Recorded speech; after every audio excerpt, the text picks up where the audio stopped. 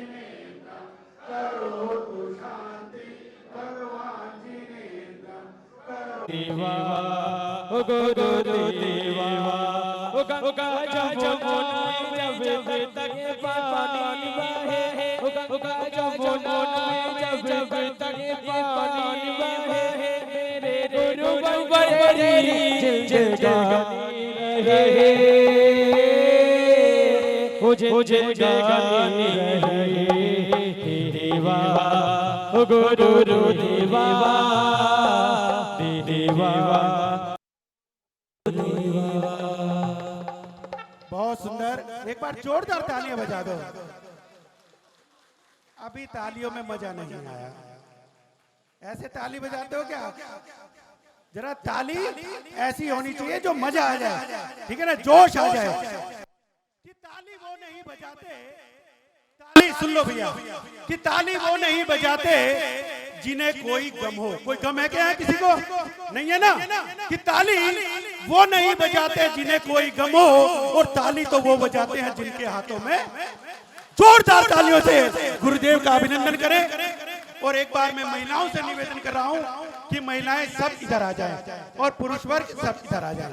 जैसा कि मैंने पहले भी घोषणा की थी कि एक बार महिलाएं एक तरफ, गुरुदेव के प्रोग्राम में सब व्यवस्थित होता है। महिलाएं इस तरफ, पुरुष उस तरफ। जहाँ महाराज जी है वहाँ उस साइड पुरुष चले जाएंगे, इधर माता जियों की तरफ महिलाएं आ जाएंगी। देखिए इधर ध्यान दें, सभी महिलाएं इधर की तरफ आ जाएं और पुरुष वर्ग उधर की तरफ चले जाएं। चलिए बिल्कुल व्यवस्थित रूप से गुरुदेव की जो सभा होती है बिल्कुल संयमित सभा होती है। वात्सल्य की अद्भुत महिमा दिखलाई, जिन वाणी के सार की जिनने अमृत प्याली पिलवाई, जिनकी पावन अनुकंपा से संकट कट जाते अविराम है। श्री सन्मति सागर महाराज के चरणों में नम्र प्रणाम है। श्री सुनील सागर महाराज के चरणों में बारंबार प्रणाम है। महानुभावों, इस सदी की 20वीं सदी की ज्येष्ठ और श्रेष्ठ परंपरा के तृतीय पट्टाधीश तपस्वी सम्राट श्री सन्मति सागर जी महाराज, जिनके सानिध्य में, चरण सानिध्य में लगातार 20 वर्ष तक मुझे रहने का अवसर मिला। उस वक्त कोई कंपटीशन नहीं था और मैं अकेला ही उनके सानिध्य में रहने का अवसर मिला। उन्हीं के चतुर्थ पट्टाधीश आज यहाँ विराजमान है। कुछ अवस्था के कारण पीछे कर दिए जाते हैं और कुछ अन्य कारणों से, लेकिन गुरु भक्ति हमारे में है। उन्होंने गुरु परंपरा का महत्व बताने के लिए, उस वक्त कम था तो सारी अपनी तपस्या को झोंक दिया। जो ग्रंथों का संपादन भी उनके द्वारा निर्देशित मैंने 50 से अधिक किया, लेकिन उनके भी नाम बदल करके रखे जाते थे। महावीर कीर्ति जी की स्मृति में 96 में ग्रंथ निकाला तो उनके नाम से नहीं निकला, दूसरा नाम लिखा। विमल सागर जी के में निकाला तो ज्योति से ज्योति जली। ऐसा उस वक्त का माहौल था, लेकिन गुरुदेव के आते ही इनने ऐसी सामंजस्य वृत्ति अपनाई कि इनने सारे के सारे अपने सब परंपरा भेद छोड़ करके आपके चरणों में आ गए। मैं भी हमेशा मन से तो इनके चरणों में ही रहता हूँ, तन से थोड़ा सा शिथिल होने के कारण सब जगह नहीं पहुँच पाते। लेकिन बिहारी कॉलोनी में हमारे प्रधान जी, ये तो मेरा घर ही है एक तरह से, इन्होंने कई दिन पहले से भी कह दिया और यहाँ तो मैं निरंतर उपस्थित रहूँगा, क्योंकि यहाँ मुझे आने के लिए किसी के सहारे की जरूरत नहीं है। दूरी कम होने के कारण मैं स्वयं ही आ सकता हूँ स्वावलंबी रूप से। इसलिए आगे बोले परम पूज्य चतुर्थ पट्टाचार्य प्राकृताचार्य, अनेक गुणालंकृत लेकिन कम उपाधि से विभूषित। गुण तो अनेक है लेकिन उपाधियां बहुत कम दे पाए हैं।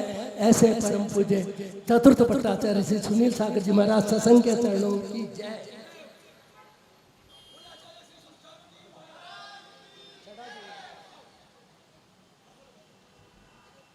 तो अभी आपने मंगलाचरण के माध्यम से आज की सभा का शुभारंभ किया।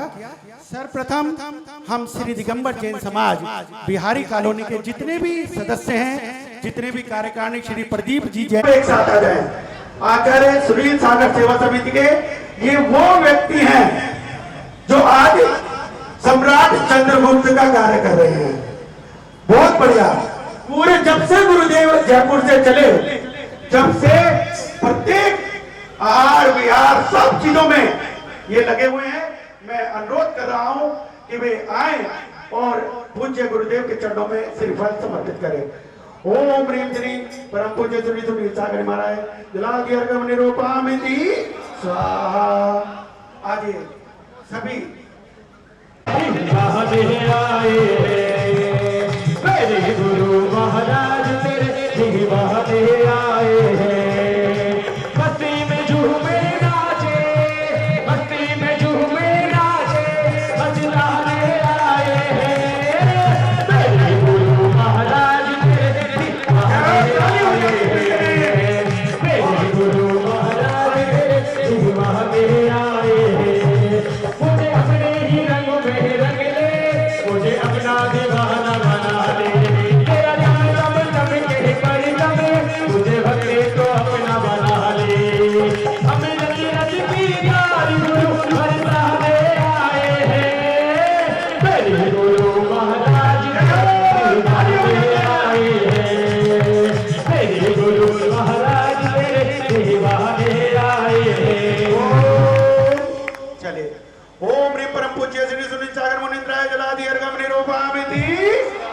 चलिए जैन मिलन भक्तांबर जी मनोज जी जैन, गली नंबर 13।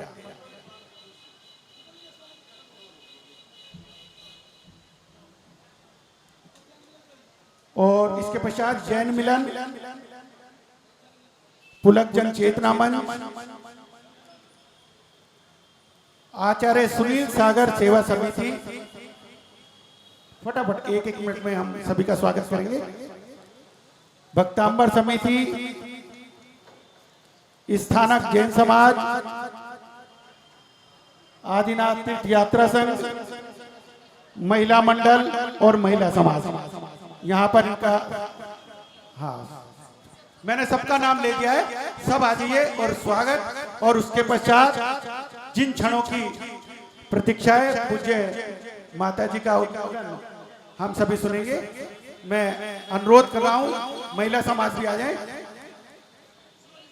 और उसके पश्चात एक भी व्यक्ति खड़ा नहीं रहेगा, कोई भी व्यक्ति इस स्वागत श्रृंखला के पश्चात खड़ा नहीं रहेगा। हम गुरुदेव को यहाँ पर सुनने आए हैं, लेकिन ये भी हमारी संस्कृति है कि हम आए हुए अतिथियों का स्वागत करें, सम्मान करें। यहाँ पर श्री सुनील सागर सेवा समिति के सभी पदाधिकारीगण यहाँ पर उपस्थित हैं। यहाँ पर गुरुदेव का चित्र समर्पण किया गया। स्मृति स्वरूप दीपक जी जैन पुलक जन चेतना मंच से आ जाइए फटाफट आ जाइए। हमारे पूरी कार्यकारिणी में किसी का नाम नहीं ले रहा है, इसलिए मुझे माफ कर देना क्योंकि समय अधिक हो चुका है और गुरुदेव को हम सुनना चाहते हैं। तो मैं परम पूज्य संगीतमती माता जी से अनुरोध कर रहा हूं, उनके चरणों में सादर वंदना करते हुए निवेदन कर रहा हूं कि पूज्य माता जी अपना उद्बोधन देकर हम सभी को कृतार्थ करें। और अब कोई भी व्यक्ति खड़ा नहीं रहेगा, बैठ जाइए।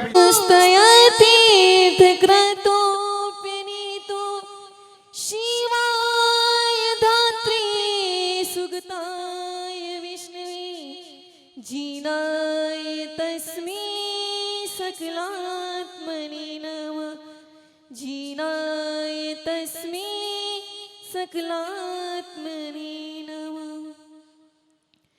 ध्यान साधना अपूर्व जिनकी समता सौरभ को देती, जिनका दर्शन पाकर अखियां कर्म मेल को धो देती, जिनकी मधुरा वाणी सुनकर, जिनकी मधुरा वाणी सुनकर प्राणी जय जय करते हैं। ऐसे गुरुवर सुनील सागर को शत शत वंदन करते हैं। ऐसे गुरुवर सुनील सागर जी को शत शत नंदन करते हैं। ऐसे गुरुवर सुनील सागर को शत शत वंदन करते हैं। बड़ी भक्ति के साथ, बड़ी शक्ति के साथ अपने दोनों हाथों को उठाते हुए जयकारा लगाएंगे।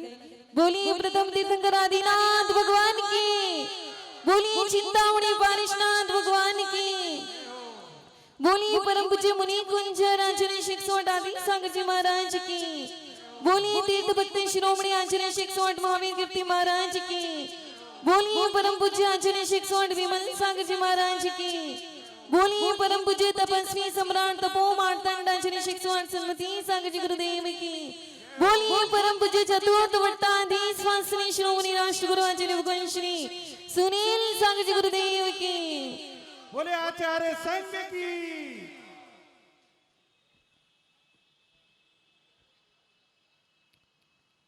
जहां से गुरु चले जाते हैं वहां सुना सुना हो जाता है, और जहां पर गुरुवर के चरण पड़ते हैं वहां पे सोना सोना हो जाता है। ऐसे बिहारी नगर में आज आचार्य भगवान का कहते हैं कि जब संत विहार करते तो अकेले नहीं करते, उनके साथ पूरा समोशन उनके साथ चलता है। और जब एक साथ इतने सब संख्या में इतने सारे साधु जब एक चाल में सब चलते हैं, तो जब जैन के आजीन लोग भी देखते हैं कि कौन है, इनके पास सिर्फ पीछे कमंडल न कोई वस्त्र, ऐसे कौन महात्मा है। जब उनकी दृष्टि पड़ती कि ऐसा कौन सा दिव्य स्वरूप है, तो उनके चरण, उनके मस्तक भी उनके चरणों में वो भी अपना सिर झुका देते हैं। दिव्य संत महात्मा की ऐसी कृपा होती है। कहते हैं कि जब सम्राट सिकंदर की माँ एक मुनिराज के दर्शन के लिए तरसती थी कि कब मुझे मुनिराज के दर्शन हो। तो जब उसकी माँ ने बेटे ने पूछा कि आपको क्या चाहिए, अगर आप लोग होते तो क्या कहते? कुछ न कुछ अपनी डिमांड रखते, लेकिन उन्होंने कुछ संसार की कोई वस्तु नहीं मांगी उसकी माँ ने। उसने कहा कि तुम्हारी जीत है, तुम कुछ लाना ही चाहते हो तो मेरे लिए एक दिगंबर संत लेके आना, ताकि मैं अपने जीवन की कला को, मैं अपने जीवन को सुधार सकूं। लेकिन आपका बड़ा सौभाग्य है कि इतने वर्षों के बाद आज आचार्य भगवान का इतना विशाल संघ को आपका सानिध्य मिला, ये आपके बहुत बड़े भाग्य की बात है। भरत चक्रवर्ती, सबने नाम सुना है, जिनके पास जितना वैभव था शायद किसी के पास न इतना वैभव हो सकता है। सब कुछ उसके पास था। प्रतिदिन साधुओं को पड़गान के लिए वो द्वार प्रेक्षण किया करते थे कि भोजन तब करूंगा जब मैं अपने हाथों से साधु को एक गिलास आहार दूंगा। तो प्रतिदिन आहार के लिए वो द्वार प्रेक्षण करते थे। उनकी आंखों में से आंसू निकलते थे। तो एक बार मंत्री ने पूछा कि आपके पास क्या कमी है जो आप इतना, आपके आंखों में आंसू निकल रहे हैं? आपके पास इतना सम्राट है, इतना आलीशान मकान है, चंडी हजार रानियां है, फिर आप क्यों दुखी होते हैं? आपके पास क्या कमी है? बोले मेरे पास सब कुछ है, सारा वैभव है, लेकिन जो सुख, जो शांति दिगंबर मुनिराज को एक ग्लास उनका आहार करने में जो शांति मिलती है वो इन वैभव में नहीं मिलती है। ये होते हैं दिगंबर, क्योंकि उनको आहार कराने से जो हमें, जो उनको पुण्य मिलता है, उनका छठा हिस्सा हमें प्राप्त होता है। ऐसे महान सौभाग्यशाली गुरुवर को आज बिहारी नगर विवेक विहार से बिहार कराते कराते कराते कहाँ लेके आ गए आप? बिहारी नगर में। बड़ा सौभाग्य जब आचार्य भगवान का आज विवेक विहार से जब बिहारी नगर की तरफ प्रवेश हो रहा था, तब ऐसा लग रहा था इतना उत्साह, जब 5 दिन के प्रवास में इतना उत्साह है तो चतुर्मास होगा तो मैं कहती हूँ कितना उत्साह होगा। जब आप इतने से लोगों में आप में इतनी भक्ति है तो मैं कहूँ कि दिल्ली की जहां जहां कॉलोनी है, सूर्य नगर हो, चाहे उस्मानपुरा हो, चाहे विवेक विहार हो, चाहे जागृति नगर हो, सारे युवा एकत्रित होकर, सारी महिला विशिष्ट व्यक्ति एकत्रित होकर के एक स्थान पर बैठ करके यदि महावीर भगवान के संदेश और गुरुदेव की वाणी सुने तो कितनी धर्म की अद्भुत प्रभावना होगी।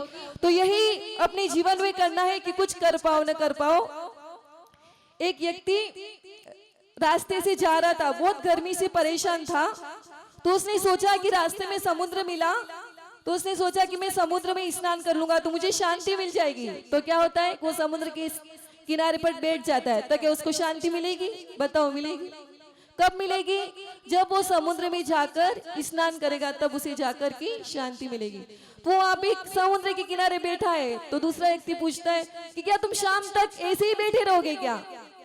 नहीं, मैं सोच रहा हूँ कि जब तक ये समुद्र में जो लहरें उठ रही है ना, जब तक ये शांत नहीं होगी तब तक मैं समुद्र में स्नान नहीं करूंगा। तो व्यक्ति कहता है कि समुद्र में तो लहरें इसी तरह उठती रहेगी, इसी समुद्र में उठती हुई लहरों में तुम्हें स्नान करना होगा, तब तुम्हें शांति मिलेगी। इसी प्रकार यदि तुम्हें धर्म ध्यान करना है, गुरु की संगति करनी है, गुरु की अमृतमय वाणी सुननी है, तो समय का इंतजार मत करो। जब भी आपके नगर में, दिल्ली में आचार्य भगवान आए, कहीं भी कहां पर भी रहे, तो उनकी मंगलमय वाणी सुनने के लिए, ताकि अपना जीवन मंगलमय बना सको। गुरुदेव का जीवन तो मंगलमय है ही है। वो क्यों विहार करते हैं? महावीर भगवान के संदेशों को, उनके उपदेशों को जन जन तक फैला सके, ताकि आपका जीवन का भी कल्याण हो, आपके जीवन का भी मार्ग उन्नतमय बने।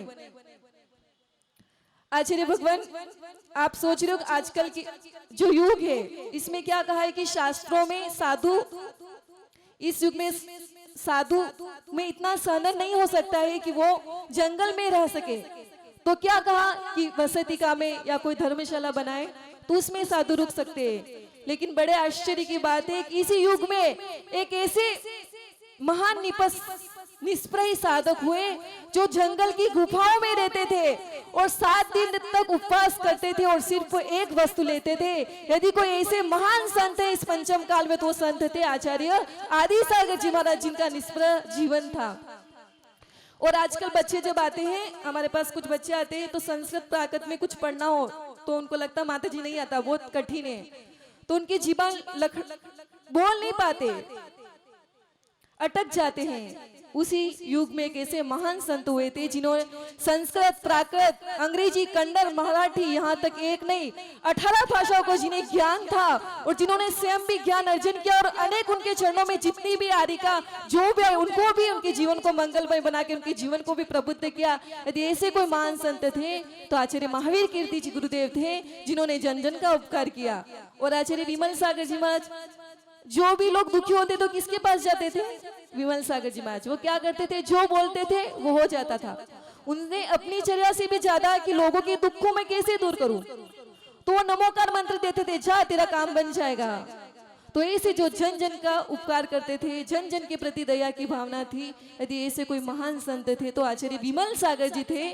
उसी पद पर आज के इस युग में ये प्राणी हर घंटे में उसे पानी चाहिए, इतनी भीषण गर्मी में जहाँ गला सूखता है, लेकिन इसी प्रवास पे कभी आचार्य सन्मति सागर जी भी यहाँ पर आए थे, उनके चरण पड़े थे, लेकिन वो कैसे एक दिन उपवास एक दिन आहार, जिन्होंने सी निष्कृत जैसे महान व्रतों को धारण किया, ऐसी कठोर साधना की। आपका सौभाग्य कि किसी समय आपको आचार्य सन्मति सागर जी का सानिध्य मिला और आज तुम्हारा परम सौभाग्य कि आचार्य भगवान श्री सुनील सागर जी जैसे गुरुदेव का सानिध्य मिला। कहते कि एक गाड़ी होती है, गाड़ी किसी की होती है, उसे चलाने वाला कोई और होता है और उसमें बैठने वाला कोई और होता है। तो वैसे ये तीर्थंकर रूपी गाड़ी है, उसे चलाने वाले हमारे आचार्य भगवान है और अब सब उसमें बैठने वाले श्रावक होते हैं। आपके ऊपर निर्भर करता है कि आप उसमें बैठ करके कितना आनंद ले सकते हो, कितनी अपनी मंजिल की दूरी तय कर सकते हो। तो ये समोशन रूपी की गाड़ी आपकी दिल्ली में आई है, तो आपको पता है यदि आप अपना टिकट करवाना चाहते हो, अपने जीवन को मंगल में बनाना चाहते हो, तो जहां भी भगवान रहे उनके मंगल में उपदेश को सुनने के लिए अवश्य ना। गुरु उपासना क्या है? कहते हैं ना गुरु उपासना साधु के हाथ पे दबा दे, क्या इतनी गुरु उपासना है? नहीं, उनकी अनुकूलता बनाए रखना। अब कैसे बनाए रखना? अभी इतनी भीषण गर्मी में आचार्य भगवान पाव पाव चल कर क्या है, बहुत तो क्या करेंगे हम, हवा कर देंगे, थोड़ा सा उनके लिए व्यवस्थित स्थान बना देंगे।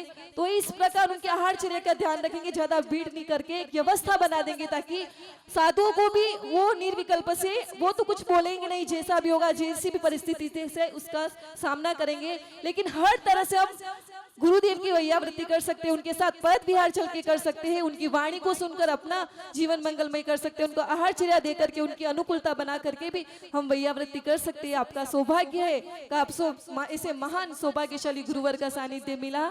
एक बार क्या होता है, एक राजा का दरबार लगा होता है और राजा की अचानक मृत्यु हो जाती है, सब घबरा जाते हैं। उसकी एक छोटी सी बेटी होती है राजकुमारी। अब सबके मन में परेशानी कि इतना बड़ा शासन अकेली छोटी सी राजकुमारी कैसे संभालेगी। पूरे राज दरबार में बात चली जाती है, क्या करे, कैसे संभालेंगे। तो सभी लोग निर्णय करते हैं, सब निर्णय करके राजा के पास, उस रानी के पास आते हैं कि हमने निर्णय किया है कि आप अकेली इतने बड़े राज्य का संचालन कैसे करोगे, इसलिए आप शादी कर लो। तो राजकुमारी कहती है ठीक है मैं शादी करूंगी, लेकिन मेरी एक डिमांड है कि जो इस नगर में सबसे आलसी व्यक्ति होगा मैं उससे शादी करूंगी। समझ में आया आपको? कि जो इस नगर में सबसे आलसी व्यक्ति होगा मैं उससे शादी करूंगी। तो सभी राज दरबार लगा, सभी लोग आए। कौन आए बताओ? आलसी लोग। क्यों आए? क्योंकि सबको राजकुमारी से शादी करनी थी, तो सभी आलसी लोग आए, अपनी नौटंकी प्रस्तुत करने लगे। कैसे? कोई बैठा है नींद ले रहा है, कोई 4 व्यक्ति बैठे हैं माँ भोजन के लिए पुकार ले, लेकिन फिर भी वो नहीं आ रहे। क्यों? क्योंकि उसको आलस दिखाना है। कोई चलते चलते गिर पड़ा है, क्यों? क्योंकि उसको दिखाना है कि दुनिया का सबसे आलसी व्यक्ति मैं हूँ। सभी लोग अपने आलसीपन दिखा रहे हैं, क्यों दिखा रहे हैं? उसके पीछे भी लक्ष्य है, क्योंकि सबको राजकुमारी से शादी करनी है। तो राज दरबार में प्रत्येक व्यक्ति अपनी कला को लेकर आलसीपना दिखा रहे हैं। अचानक एक युवक आता है और वह कहता है कि बोले दुनिया का सबसे आलसी व्यक्ति मैं हूँ। तो राजकुमारी कहती है कि आप में तो कोई ऐसा आलसपना दिखाई नहीं दे रहा है, आपकी प्रिया में तो कोई ऐसा प्रतिक्रिया नहीं होती, मैं कैसे मान लूं कि आप सबसे बड़े आलसी हो। कि बोले कि जो ये दुनिया की नौटंकी है वो मुझसे नहीं होती है, इसलिए मैं दुनिया का सबसे आलसी व्यक्ति हूँ। तो राजकुमारी से उसका विवाह हो जाता है। कहने का मतलब है कि जो व्यक्ति ईमानदार होता है उसे किसी चीज की जरूरत नहीं होती, वो अपने आप ही मिल जाती है। ऐसे ही आचार्य भगवान भी ऐसी कर्तव्य निष्ठा, इनका जीवन कैसा है, सीधा साधा, नो कोई लैपटॉप, नो कोई मोबाइल, नहीं कोई पक्ष, नो कोई पंथ, सीधा साधा जीवन है। जब ऐसे ही सीधा साधा जीवन, कर्तव्य निष्ठ बुद्धि, ईमानदारपन हो से जब आचार्य भगवान सन्मति सागर जी के चरणों में अपने जब जीवन को समर्पित किया, जब उनकी कर्तव्य निष्ठा को, इनको ईमानदारी को, उनकी श्रद्धा लगन को देखा, तो आचार्य भगवान ने इतना बड़ा पद, चतुर्थ भट्टाधीश वात्सल्य, ऐसे महान पद को पद से उनके विभूषित किए, जो आज इतने साधक इनके चरणों में आश्रय लेकर अपने जीवन को मंगलमय कर रहे, अपने जीवन को मंगल में बना रहे। गुरुदेव का अचिंत्य प्रभाव है।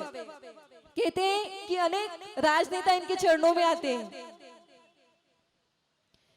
एक बार गुलाब जी कटारिया इनके चरणों में आए, उन्होंने कहा कि मुझे बड़ा आश्चर्य होता है कि आपकी जितनी उम्र है उतना ही मुझे राजनीति में प्रवेश करते हुए समय हो गया, लेकिन जो विभूतियां, जो उपाधियां और जो उत्थान आपने अपने जीवन में हासिल किया है, उतना मैंने भी अपने जीवन में हासिल नहीं किया।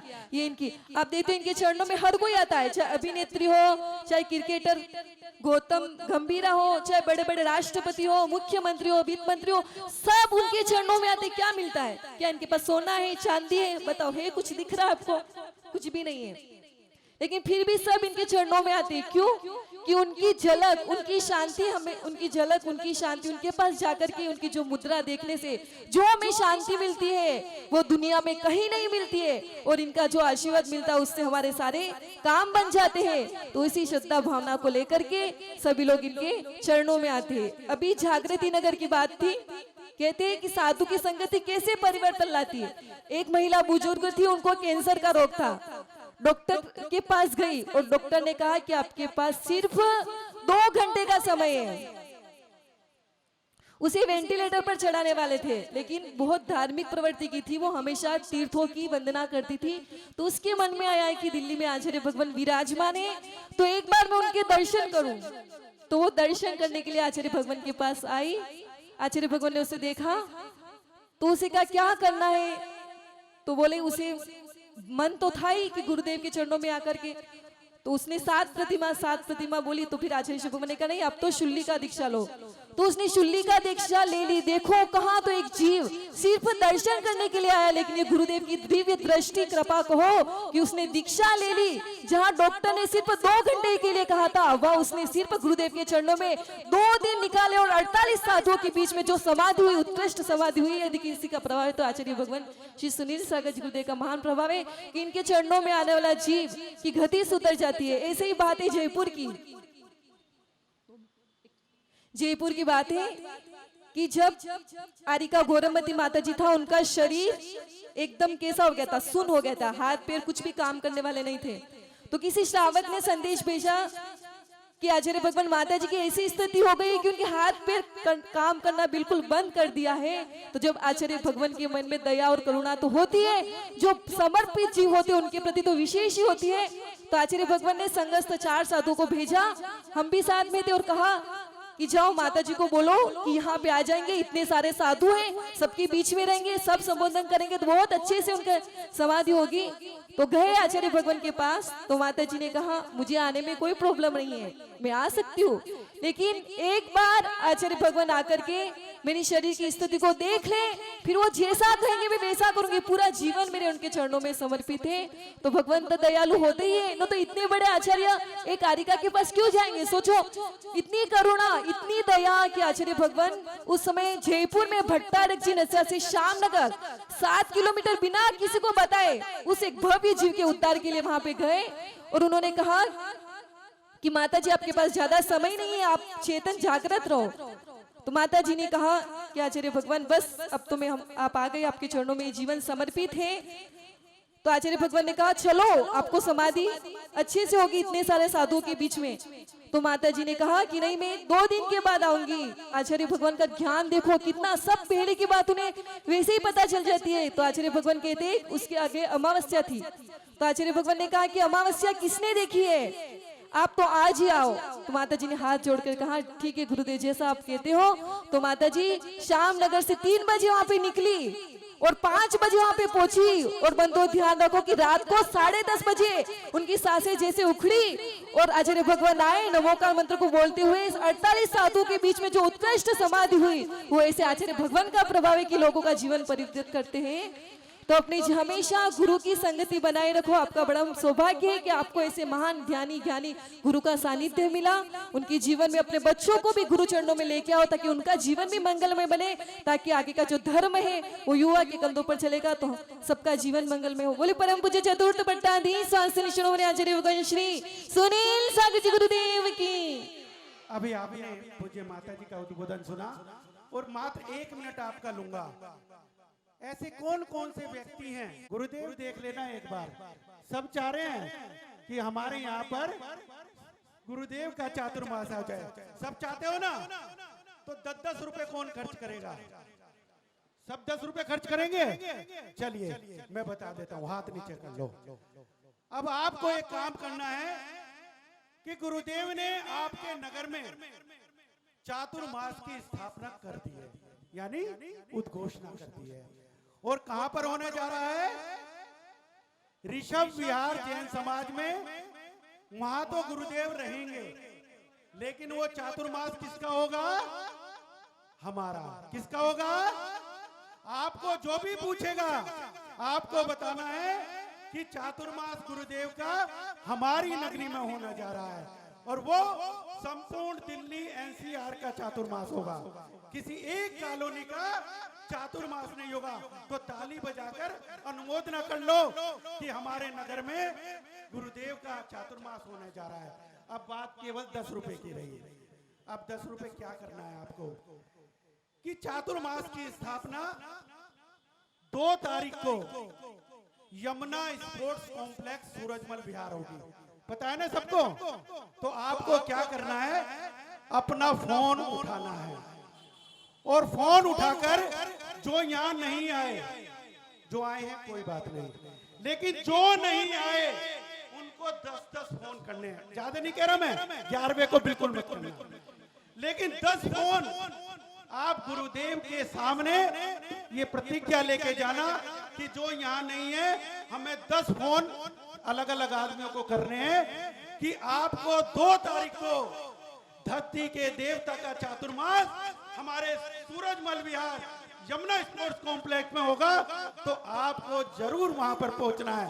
तो कौन कौन 10-10 रुपए खर्च करेंगे? सब करेंगे ना?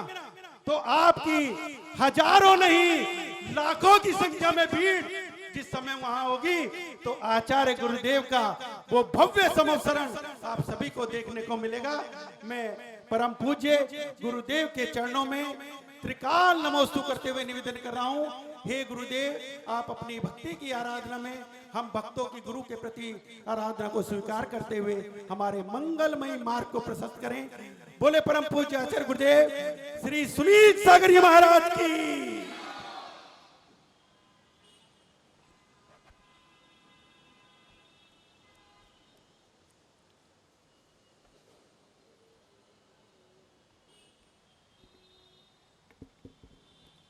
सिद्धेभ्यः ओम नमो जिनाणम।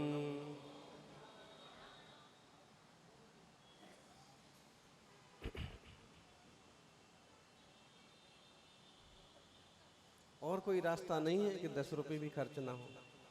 ऐसा करो कि सामने वाले को मिस कॉल करो, वो पूछेगा वापस क्यों किया, फिर बता दो।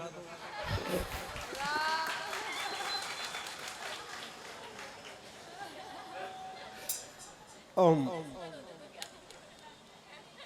ओम नमो जिनाणम। निश्चित रूप से जब वहाँ 4-5 हजार लोगों की आप लोग व्यवस्था कर रहे हैं, ऋषभ विहार वाले और पूरा समाज एकजुट होकर के जब इस तरह से विचार कर रहा है, कोशिशें कर रहा है, तो सफलता जरूर हासिल होगी। और आप जैसे आइडिया देने वाले मिलते जाएंगे तो और रास्ता आसान होता जाएगा।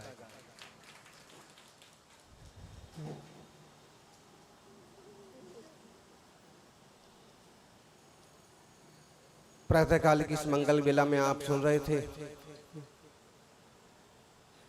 कि राजकुमारी ने सबसे आलसी आदमी का चयन किया, तो मुझे लगता है इस कहानी को सुन करके बहुत लोग जो है इम्प्रेस्ड हुए हैं और अभी भी आलस में पड़े हुए हैं, इंतजार में है कि कोई राजकुमारी आएगी। और लेकिन ध्यान रखना,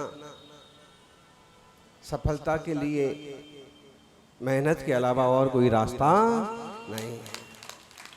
और उसका उदाहरण है बिहारी कॉलोनी, जिसका नाम लिस्ट में कहीं नहीं था, लेकिन बिहारी कॉलोनी वाले हमेशा पीछे पड़े रहे भूतों की तरह। दोनों हाथ जोड़े और बिहारी कॉलोनी में और जिनालयों में विराजमान आदिनाथ और 24 तीर्थंकर भगवंतों का स्मरण करें। एक स्वर में बोलिए, तुभ्यं नमस्ते भुवनार्ति हराय नाथा।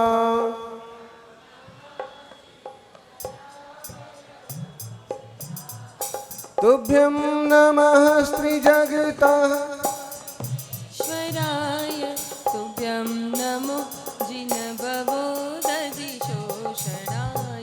तुभ्यं नमो जिनभवो दधिशोषणाय। आदिनाथ भगवान की सुहाजिए संभवै नंदन सुमई पोम सुपास चंद जिन पुयंत सियल से अंसा बासुपूज्य जिन विमल अनंता। सुपूज्य जिन विमल अनंता। धम्म संति कुंठो अरमल्ली मुनिसो बैणमिनय मिमहल्ली पासना महावीर महेशम। वंदामि 24 जिनेशम, वंदामि 24 जिनेशम, वंदामि 24 जिनेशम। जिस उत्साह के साथ मुनि संघ की अगवानी की, उसी उत्साह के साथ जयकारा होना चाहिए। 24 तीर्थंकर भगवान की।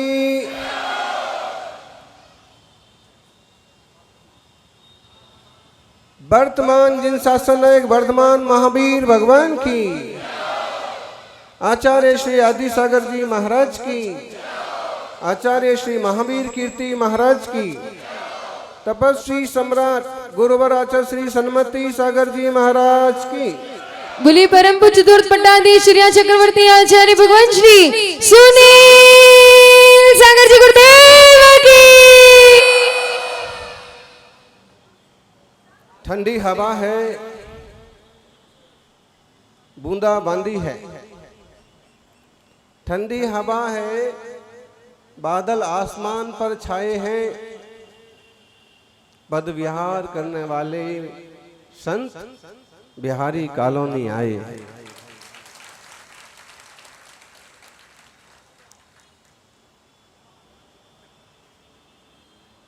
विवेक विहार बिहारी कॉलोनी। और जब वहां से निकले तो देवताओं ने भी गंधोदक की बरसात करके संघ के विहार की अनुमोदना की। और उतने थोड़े समय में विवेक विहार से दिल्ली से हम गाजियाबाद जाकर के आए। दिल्ली से विवेक विहार के बाद उस तरफ क्या है, सूर्यनगर कहां पर आता है, गाजियाबाद में आता है। दिल्ली में रहते थे और यूपी में शुद्धि के लिए जाते थे। श्रावक का व्रती होना क्यों जरूरी है, उसका प्रत्यय कल आया। कल ऐसा मन आया कि आज अपन किसी श्रावक के द्वार पर जाकर के पढ़ेंगे। और वहां से निकले, दिल्ली से निकले, यूपी पहुंचे। एक आदिनाथ भगवान हुए जो अयोध्या से निकले और आहार के लिए कहां पहुंचे थे, हस्तिनापुर पहुंचे। दिल्ली से निकले और यूपी पहुंचे।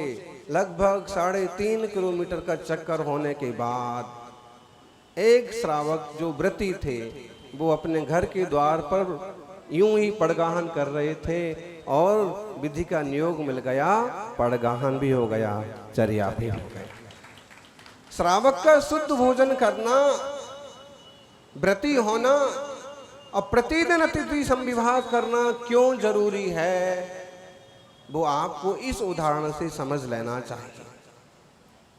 जब हमें पता है कि हमारे आसपास मुनिराजों का संग है, निश्चित रूप से चर्या को निकलेंगे।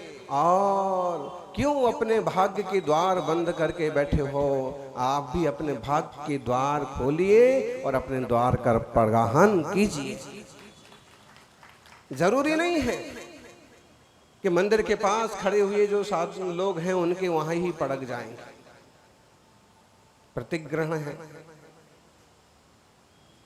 दूर दूर के लोग जिनालय के आसपास आके पड़गाहन को खड़े हो जाते हैं। बाकी घर तक भी तो साधु पहुंच सकते हैं। महावीर स्वामी ने बिहार में इतना विहार किया।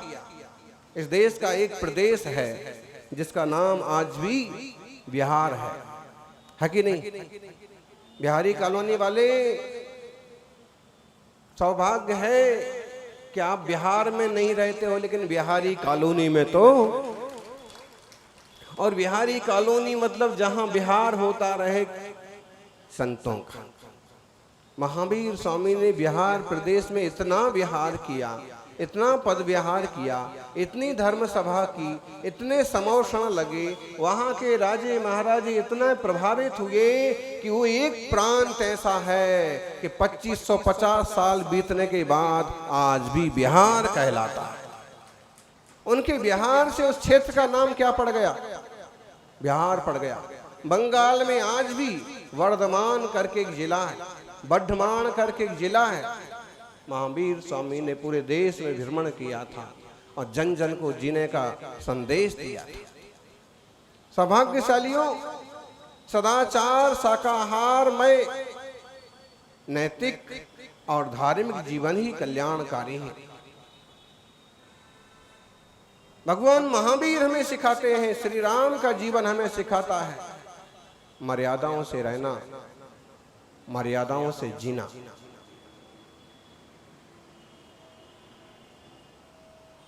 पंचदिवसीय प्रवास,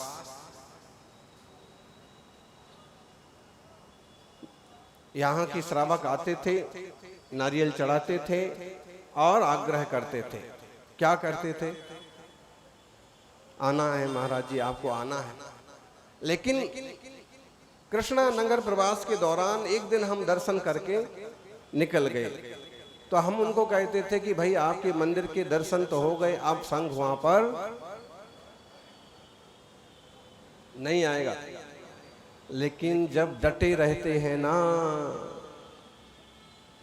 डटे रहते हैं, तो देवताओं को भी रास्ते बदलना पड़ते हैं।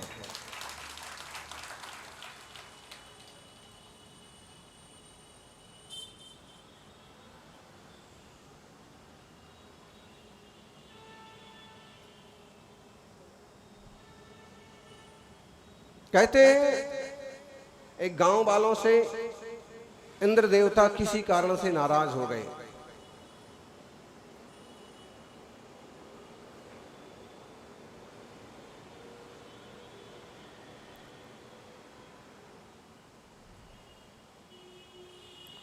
बुरी तरह से नाराज हो गए। गांव वाले परेशान हो गए। इंद्र ने कहा कि तुम्हारे यहां अब कभी पानी नहीं बरसेगा, कभी मेघ नहीं आएंगे, कभी बादल नहीं उमड़ेंगे। यहां से हवाई जहाज उड़ता है क्या? मेट्रो, बस बताइए। अपन भी धर्म सभा अभी मेट्रो के ऊपर ही लगा दी, मेट्रो के नीचे लगी हुई। ओ हो, जय हो आपकी। और ऐसे में देखिए तो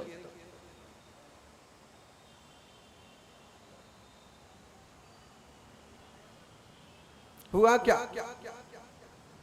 ये बात मालूम पड़ी कि पानी बिल्कुल नहीं बरसेगा। गांव के सारे लोग इकट्ठे हो गए और उन्होंने कहा कि प्रभु ऐसा अन्याय मत कीजिए, हो जाती है गलती, हम नहीं कर पाए, पूजा विधान नहीं कर पाए, हम आराधना नहीं कर पाए, भगवान की भक्ति नहीं कर पाए, आप इतना नाराज मत होइए, कुछ तो कृपा कीजिए।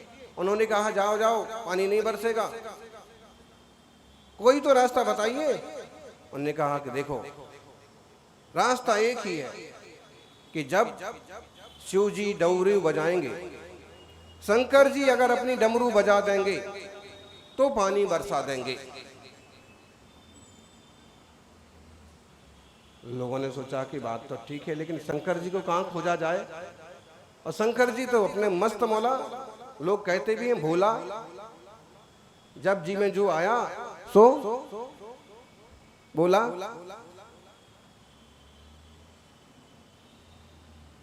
जब जो आया मन में सो किया, जो भी है। अब शिव जी को मनाने के चक्कर में लोगों ने खूब कोशिश की, लेकिन उन्होंने कहा ना, जब इंद्र ने कहा है कि पानी नहीं बरसेगा, और कितना भरोसा करके उन्होंने कहा है कि अगर डमरू बजेगा तो पानी बरसेगा, मैं डमरू बजा करके इंद्र का नुकसान, उसकी प्रतिज्ञा का घात नहीं कर सकता। लोग और परेशान हो गए कि एक रास्ता बताया था वो भी खत्म हो गया जैसे। अब लोगों ने सोचा कि पानी तो बरसना ही नहीं है, फसलें तो पैदा होना नहीं है, और गांव के लोगों ने वही काम किया जो आलसी लोग करते हैं।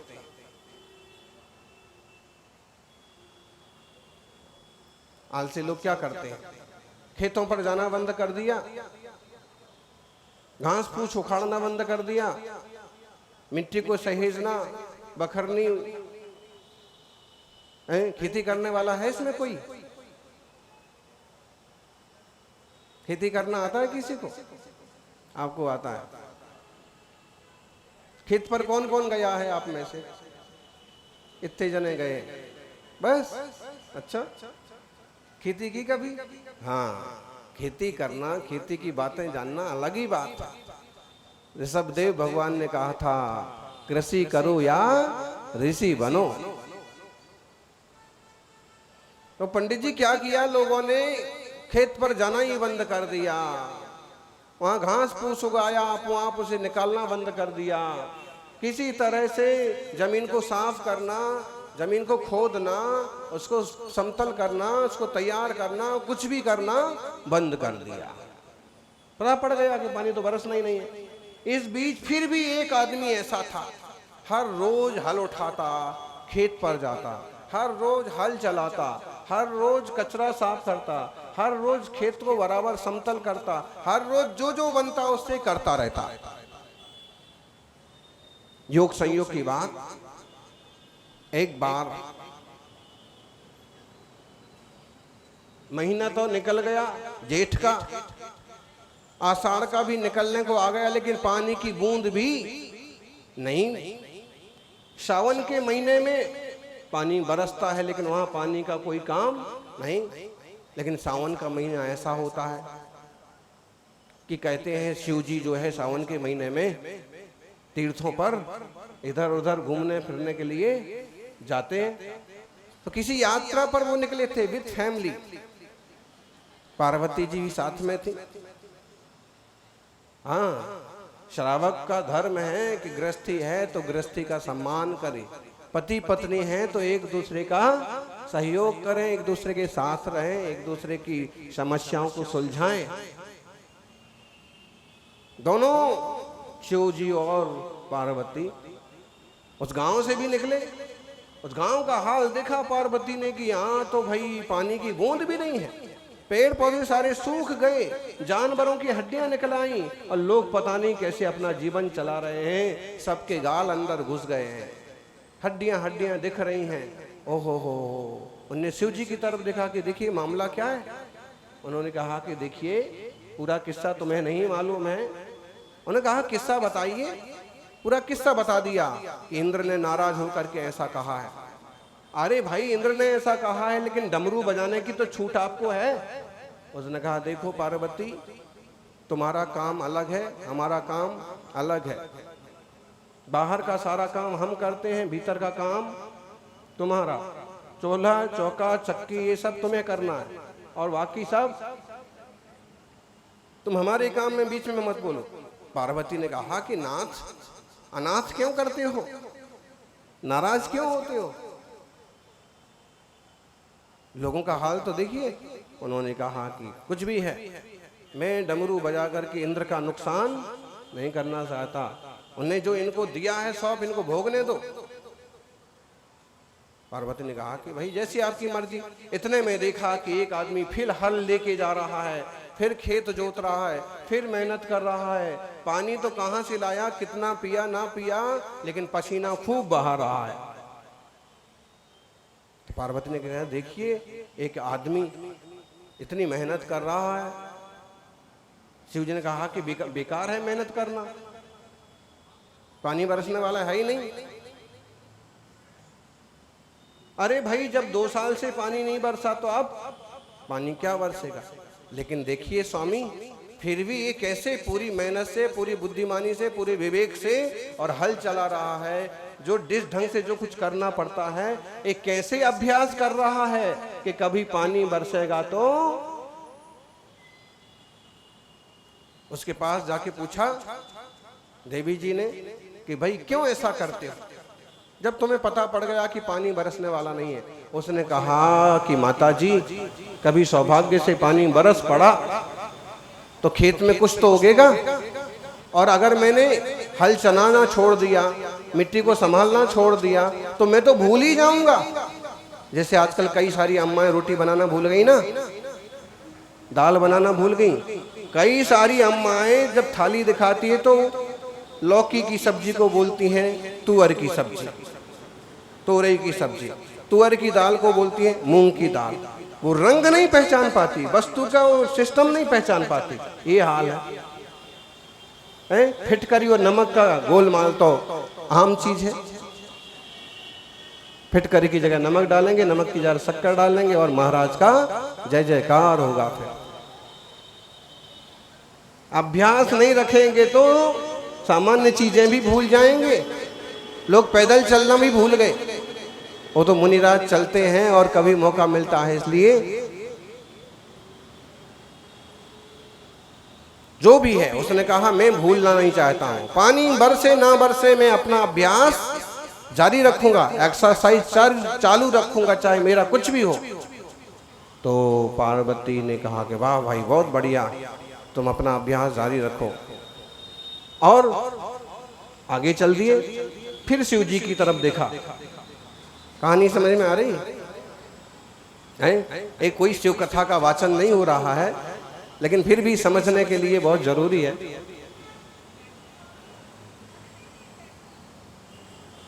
शिव जी की तरफ देखा, देखा स्वामी एक सादा इंसान, वो कहता है कि मैं भूल ना जाऊं, इसलिए मैं बारंबार हल चला रहा हूं। आप तो देवता हैं, आप भी तो भूल सकते हैं। 2 साल से इस गांव में डमरू नहीं बजी, और कहो आप डमरू बजाना ही ना भूल जाएं। शिव जी उनने कहा बात तो सही है, मेरी डमरू किधर है, मैं भूल तो नहीं गया। और उनने लिया कि डमरू बजाना भूल तो नहीं गया, और पकड़ा डमरू और भूल तो नहीं गया कहीं डमरू बजाना, और डमरू बजाना भूल तो नहीं गया। ये प्रैक्टिकल करने के लिए जैसे ही डमरू बजाया वैसे ही आसमान से पानी बरसने लगा। बोलो, अगर वह किसी खेतीहर किसान खेती ना कर रहा होता, मेहनत ना कर रहा होता, तो डमरू बजती? एक उदाहरण बनता, पानी बरसता। बस वो ही कथा बिहारी कॉलोनी वालों के साथ लागू होती। पानी बरसे ना बरसे, लेकिन हम तो खेत जोतते रहेंगे, हम आते रहेंगे, कुछ भी करो। और अंत में डमरू बजा। डमरू क्या, पूरा बैंड बाजा बजा। और मुनि संघ धर्म की बरसात आपके इस क्षेत्र में भी हो रही है। धर्म की बरसात हो रही है, ज्ञान के पौधे उगेंगे, सब में ज्ञान के फल आपके जीवन में आएंगे और चारित्र की सुगंध आपके जीवन में फैलाएंगे। कर्म पर विश्वास करो और भगवान पर आस्था। काम करने पर विश्वास करो और भगवान पर आस्था। कितना भी मुश्किल हो समय, कितना भी मुश्किल हो अवसर, लेकिन निकलेगा कोई ना कोई रास्ता। कर्तव्य तो करो। कर्तव्य ही ना करेंगे तो कैसे उपलब्धि होगी। आत्मार्थियों, सच में शिव जी की कहानी तो आपने सुनी, लेकिन वास्तव में जो परम सुख में लीन है, शुद्ध स्वभाव को उपलब्ध है, ऐसे शिव, ऐसे परम शिव वंदनीय हैं। वे देवों के देव मेरे हृदय में विराजमान हो। कौन? दर्शन ज्ञान स्वभावी जिसने, सब विकार ही वमन किए। कैसा है परमात्मा? दर्शन ज्ञान स्वभावी जिसने, सब विकार ही वमन किए। परम ध्यान गोचर परमात्म, परम देव मम हृदय रही। हमारे हृदय में वो देवता विराजमान हो, वो देवाधिदेव विराजमान हो। कौन? जो दर्शन और ज्ञान स्वभाव को उपलब्ध हो गए हैं, जिनने परिपूर्ण शुद्धात्म स्वरूप को पाया है और जिन्होंने वह ही मोक्ष का मार्ग बताया है। समस्त संसार की विकार से बाहर है, जिनके पास ना कोई पत्नी है, ना कोई बच्चे हैं, ना कोई परिवार है, जो अपने आप में परिपूर्ण हैं, ऐसे वीतरागी परमात्मा हमारे हृदय में। यो दर्शन ज्ञान सुख स्वभावः,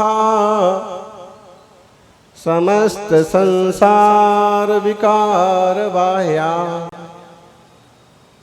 समाधिगम्यः परमात्म संज्ञः, सदैव देवो हृदय ममस्ताम्। बताइए ये लाइनें किसने लिखी हैं? अमित गति नाम के एक बड़े आचार्य हुए हैं। द्वात्रण सत्रिका में 13वें श्लोक में ये बात लिखी कि जो सारे लोक को देखते हैं, सारे संसार को जानते हैं, परम सुख स्वभाव में तल्लीन है और समस्त संसार के विकारों से जो दूर हैं, जिनके जीवन में कोई विकार नहीं बचा है, न जो क्रोध करते हैं, न जो मान करते हैं, न मायाचारी करते हैं, न किसी तरह की जिन्हें आसक्ति है, और न किसी से रूठते हैं और न किसी पर खुश होते हैं। ऐसे देवों के देव, जिन्हें समाधि के माध्यम से, जिन्हें ध्यान के माध्यम से पाया जाता है, परमात्म संज्ञा जिन्हें प्राप्त है, वो देवों के देव हमारे हृदय में विराजमान हों। देवादिदेव महादेव आदिनाथ भगवान की। कौन है देवादिदेव? बताइए। महादेव। सा महादेवो मया वन्द्यते, त्रैलोक्यं सकलं त्रकाल विषयं, सालोकमालोकितं साक्षादेन स्वयं करतले रेखात्रयं शांगुली, रागद्वेष भयामयांतक जरा, लोलट्वलोभादयो नालम यत्पद लंघनाय समः, देवो मया वन्द्यते।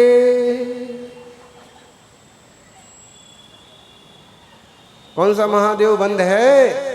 विचार करना ज्ञानियों। सड़क पर बैठ करके प्रवचन हो रहा है, सारी जनता सुन रही है और इसमें महादेव के रूप की चर्चा की गई है। कम से कम इतना तो समझो कि जो महादेव हैं वह सब विकारों से वर्जित हैं, और जो विकारों में पड़े हैं वो संसारी हैं, और जो विकारों से पार गए हैं वो परमेश्वर है। पामर बनना है कि परमेश्वर बनना? बोलो माताओं, हैं? माता का मतलब समझते हैं? माता का मतलब ज्ञाता, जानने वाला।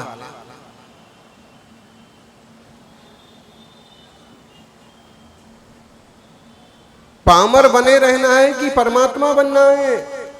महावीर स्वामी कहते हैं कि संसारी आत्मा ठीक ढंग से सम्यक पुरुषार्थ करे, सारे विकारों को मिटाए, तो यह आत्मा भी परमात्मा बन जाएगा।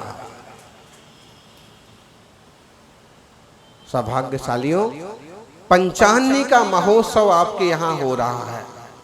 कौन सा महोत्सव? पंचान्नी का। आप कहोगे महाराज जी अष्टान्निका तो सुना है, अष्टान्निका में 8 दिन होते हैं और सिद्ध चक्र का विधान होता है। ज्ञानी वो नंदीश्वर के दिन है, नंदीश्वर विधान भी होता है। मुख्य रूप से तो नंदीश्वर की ही आराधना होती है, और अगर श्रावक चाहते हैं तो दूसरी पूजा आराधना भक्ति करते हैं, पूरे समाज को जोड़ते हैं, युवाओं को जोड़ते हैं, धर्म ध्यान में चित्त लगाते हैं, वो तो समझ में आता है। ये पंचान्निका कहां से आया भाई? पंचान्निका मतलब 5 दिन अन्निका, 5 किरणें, 5 दिन। पंच कल्याणक तो नहीं हो रहे हैं, लेकिन पंच कल्याणक से कम भी नहीं है। उसी ढंग से लाभ लीजिए। रोज सुबह जिनेंद्र भगवान का अभिषेक हो, आप हाजिर हो, आपके परिवार के बेटे हाजिर हो। फिर प्रवचन का लाभ लीजिए, धर्म श्रवण कीजिए, फिर मुनिराजों का पड़गाहन कीजिए, और फिर दिन भर दुकान कीजिए।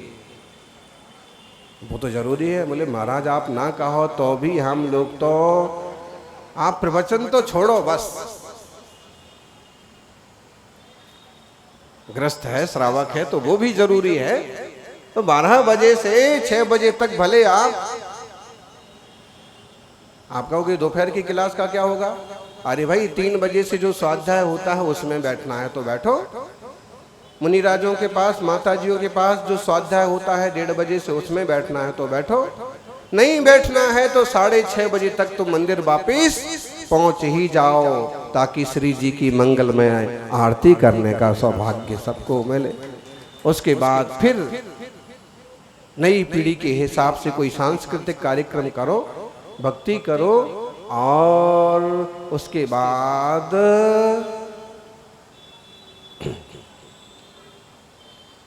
बेहोश हो जाओ। हाँ, सोने का मतलब क्या है? 6, 7, 8 घंटे के लिए लोग बेहोश हो जाते हैं। ध्यान रखना, नींद छोटी मौत है, मौत बड़ी नींद है। कहते हैं ना, बोले वो हमेशा के लिए सो गए, उसके बाद हमेशा के लिए सो गए मतलब कब उठेंगे? अब कब नहीं उठेंगे? हमेशा के लिए नहीं सोए मतलब उठेंगे, लेकिन अभी तो मरे के बराबर ही है। समझना, सोना एक तरह से थोड़ा मरना है, इसलिए ज्यादा सोने के चक्कर में मत पड़ना। पंडित जी बहुत हो गया सोना, अब सोना नहीं है और खोना नहीं है, अब तो पाना ही पाना है। अंकलिकर आचार्य से सीखो, जिनने उस जमाने में भी कठोर तपस्या का रास्ता अपनाया। महावीर कीर्ति, शांति सागर, सन्मति सागर, विमल सागर, और एक से एक दिग्गज साधक हुए। विद्यानंद, देशभूषण। श्रमणों की परंपरा सिखाती है आलसी मत बनिए। तपस्वी सम्राट कहते थे श्रावकों, संत बनो, और श्रावक संत बनो। संत नहीं बन सकते हो तो संत का कमंडल लेकर के चलने लायक जरूर बनो। इतना तो जीवन शुद्ध और पवित्र होना चाहिए, खानदान की इतनी तो शुद्धि होना चाहिए, खान पान की इतनी तो शुद्धि होना चाहिए कि आप निश्चिंत रूप से मुनिराज के पास बैठ पाए, मौका पड़े तो उनका कमंडल लेकर के उनके कदम से मिला करके साथ चल पाए। बड़ा खतरनाक मोड़ पर समाज जा रहा है। कल एक सज्जन आए, रोने लगे, बोले महाराज जी मेरे परिवार का वापस कभी संयोग होगा कि नहीं होगा। मैंने कहा भाई क्या हुआ। तो बोले बेटा अमेरिका चला गया और अब यहाँ हम अकेले हैं, बुढ़ापा है, कोई सहायता करने वाला नहीं है। हमने कहा कि भाई वियोग क्यों हो गया। तो बोले कि बेटे ने शादी की और चला गया। किससे शादी की, क्या बताएं। उर्दू बोलने वाली छोरी से शादी की और अमेरिका में बस गए हैं।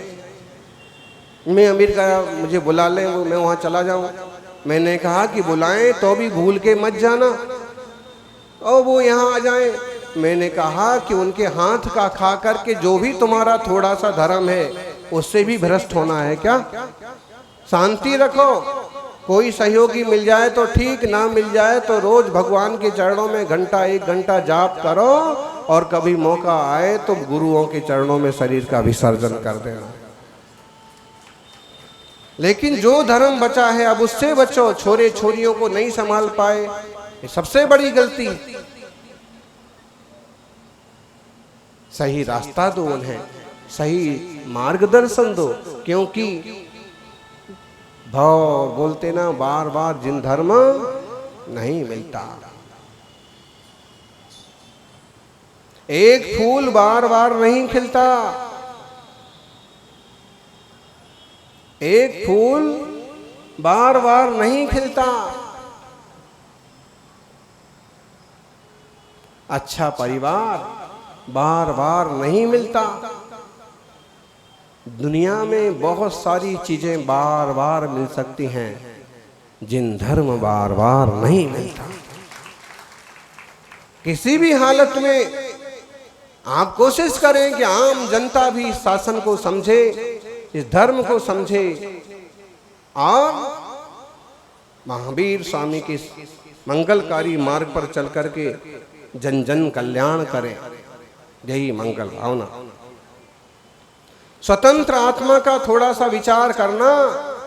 जैसे प्रभु सुखी और स्वतंत्र हो गए, वैसे हमारा भी आत्मा भावपार हो सकता है। हमें मुनियों से सीखना है। मुक्त पवन में श्वास लिया है, क्या सीखना है।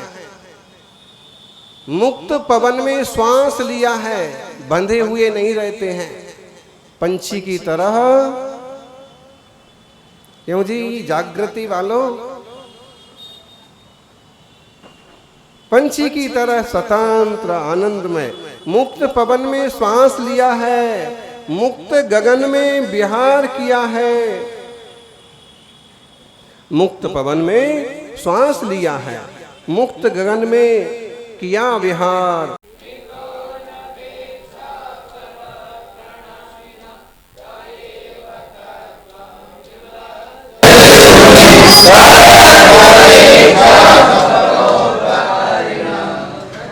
चलिए इसका अर्थ बताएंगे, आप बताएंगे।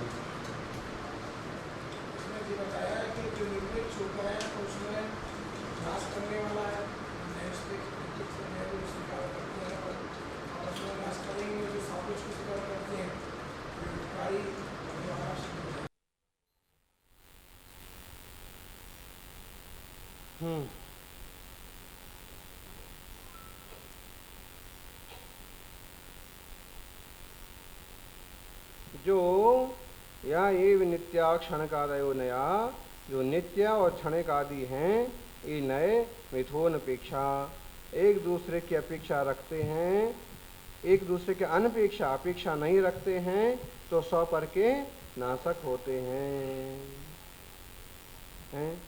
नित्य और क्षणिक आदि जो नए हैं परस्पर में निरपेक्ष होकर अन्य मतों में हैं, तो सौ और पर का नाश करने वाले हैं। तैव तत्वम, वह ही तत्व विमलस्य ते मुनि हैं। उन विमल मुनि के मत में परस्पर की अपेक्षा रखने वाले होने से सौ पर के उपकारी होते हैं, तत्व रूप होते हैं। 2 नंबर बोलो, यथैक साकार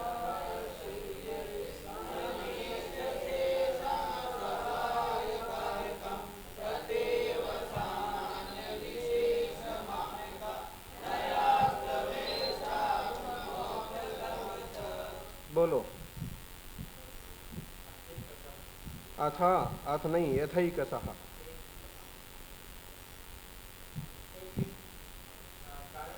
यथा एक सहा, जिस प्रकार एक एक करके एक उपादान ले लो या निमित्त ले लो।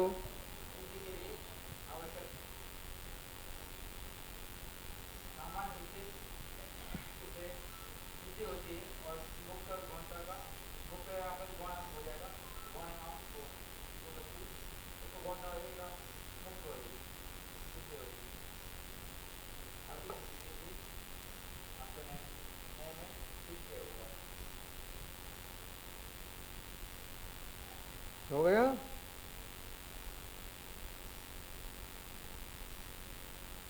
चलो 2 नंबर का बोलो, छुल्लक जी पीछे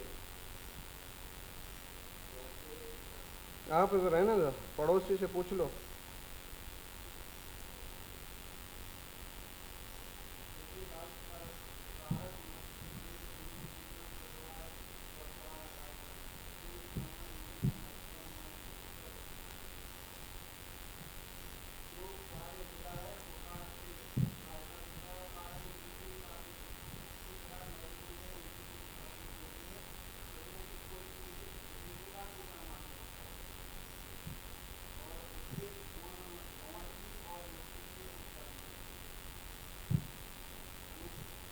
अभी नयः तव इष्टः, ऐसे नए आपको इष्ट हैं।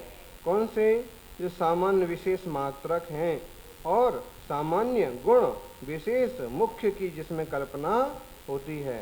यथैक सा, एक एक करके, चाहे निमित्त कारण हो, चाहे उपादान कारण हो, चाहे सामान्य हो, चाहे विशेष हो, एक समीक्ष स्वसहाय कारकम, वे अपने सहायक कारकों की अपेक्षा रखते हैं और वही विवक्षावश सामान्य और विशेष रूप से गुण और मुख्य रूप से कल्पित होते हैं। ऐसा नए आपको इष्ट है। चलो 3 नंबर गाएंगे सभी।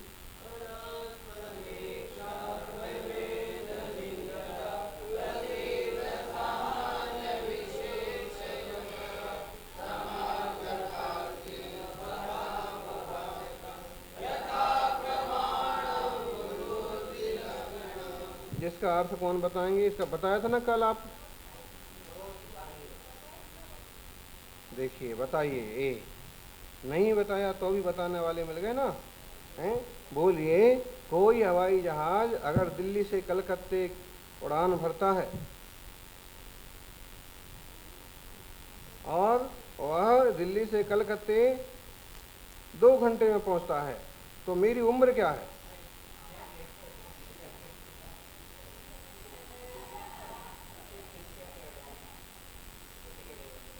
कैसे घटेगा ये तो आप बताइए। पथिक में लिखा है ये उदाहरण।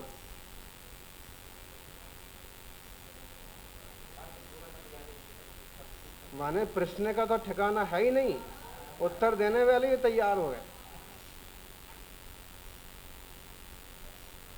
हैं। तो क्लास टीचर चक्कर में पड़ गए कि इंस्पेक्टर ने जो प्रश्न पूछा है कि एक हवाई जहाज दिल्ली से कलकत्ते उड़ता है और 2 घंटे में पहुंचता है, तो मेरी उम्र क्या है? तो सब चक्कर में पड़ गए, लेकिन फिर भी एक लड़के ने हाथ उठाया। तो टीचर चक्कर में पड़ गया। यार ये प्रश्न ऐसा है और तो उत्तर देने वाले भी मिल गए।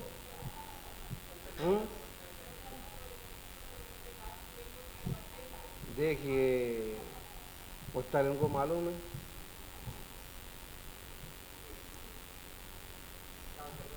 क्या उत्तर दिया?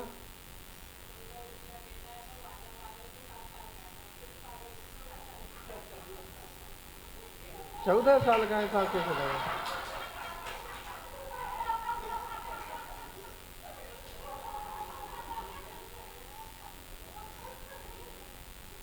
कितनी उम्र है? उम्र थोड़ी इसमें आई। उसने कहा मेरा भाई 20 साल का है, वो आधा पागल है। आपकी उम्र 40 साल है।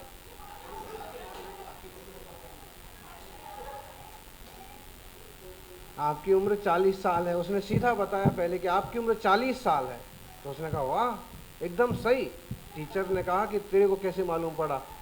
तो उसने कहा सर मेरा भाई आधा पागल है और वो 20 साल का है।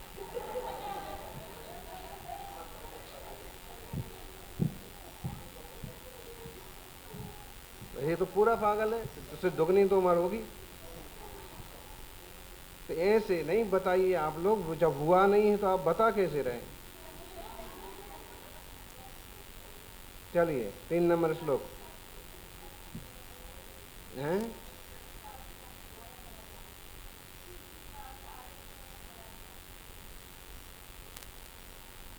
जो भी है, लेकिन है तो बात समझने की। परस्परेक्षान्वयभेद लिंगतः प्रसिद्ध सामान्य विशेषयोस्तव समग्रतास्ति स्वपराभास्कम् यथा प्रमाणं बुद्धिलक्षणम्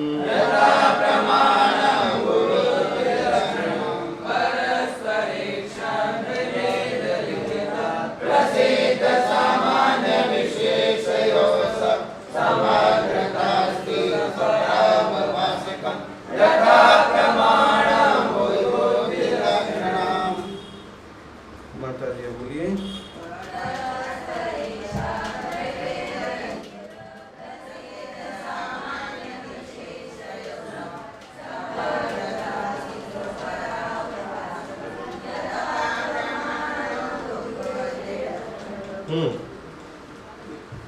परस्परेक्षान्वय भेद लिंगतः। परस्परेक्षा परस्पर एक दूसरे की अपेक्षा रखने वाले भेद और अभेद के ज्ञान से प्रसिद्ध सामान्य विशेष हो। सामान्य और विशेष ये प्रसिद्ध हैं। तो आपके मत में यथा प्रमाणम भूवि बुद्धि लक्षणम समग्रता अस्ति स्वपराभास्कम। जैसे कि धरती पर स्व और पर को प्रकाशित करने वाला जो ज्ञान है, बुद्धि लक्षणम बुद्धि है, वही प्रमाण सिद्ध है। माने यथा भूवि स्वपराभास्कम, जैसे धरती पर स्व पर को प्रकाशित करने वाला बुद्धि लक्षणम प्रमाणम, ज्ञान रूप लक्षण युक्त ही प्रमाण है। तथा तव उसी प्रकार के आपके मत में परस्परेक्षण वय भेद लिंगता, परस्पर एक दूसरे की अपेक्षा रखने वाले माने भेद अभेद तत् अतत् इस टाइप के ज्ञान से प्रसिद्ध सामान्य विशेष हो। सामान्य और विशेष की समग्रता अस्ति, समग्रता है, पूर्णता है, उपलब्धता है। प्रश्न ये पूछा है कि सामान्य और विशेष की उपलब्धता कैसे सिद्ध होती है? सामान्य और विशेष हैं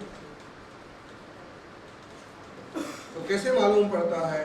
तो कहा कि जैसे बुद्धि प्रमाण का लक्षण है। प्रमाण किसे कहते हैं? सम्यक ज्ञानम प्रमाणम है। अतिश्रुतावधि मनः पर्याय केवलानि ज्ञानम। फिर आगे तत्प्रमाणे सूत्र आया। ये 5 ज्ञान जो है सम्यक ज्ञान ये प्रमाण है। और ज्ञान कैसे हैं? स्वपराव भास्कम। कैसे हैं? इसमें ये जो आया लक्षण स्वपराव भास्कम भूवि बुद्धि लक्षणम प्रमाणम। सारी धरती पर स्वपराव भाषक जो ज्ञान है बुद्धि है वह ही क्या है? प्रमाण है। स्वपर का ज्ञान कराने वाले स्वपराव भास्कम। एक तो स्वपराव भास्कम का मतलब लेना स्वरूप का बोध होना और पर पदार्थ का बोध होना, अथवा स्वपर का बोध होना मैंने साकार और निराकार दशा।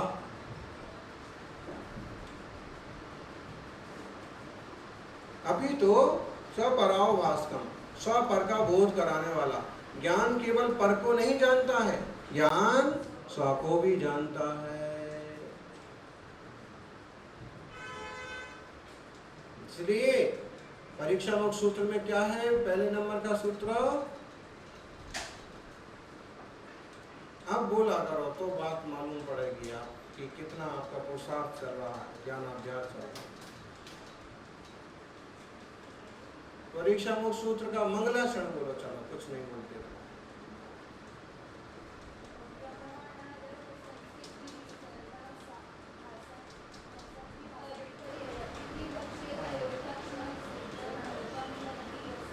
बहुत बढ़िया। लगी ऐसे कि लगी ऐसा? चलो फिर से बोलो। अच्छा डबल मेहनत करना पड़ेगी बोलने में।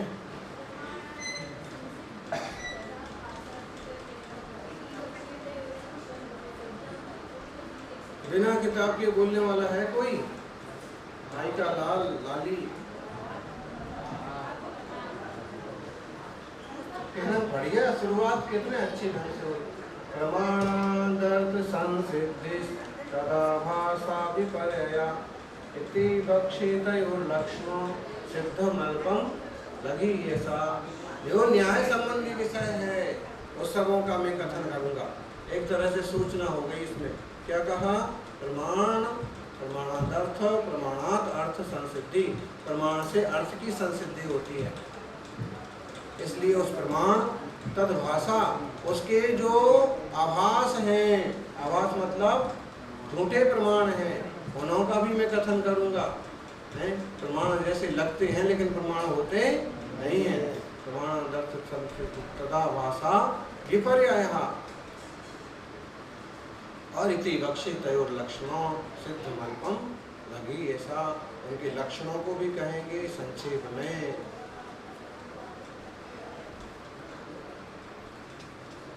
परीक्षा मुख पहला सूत्र फिर से किताब खोलेंगे।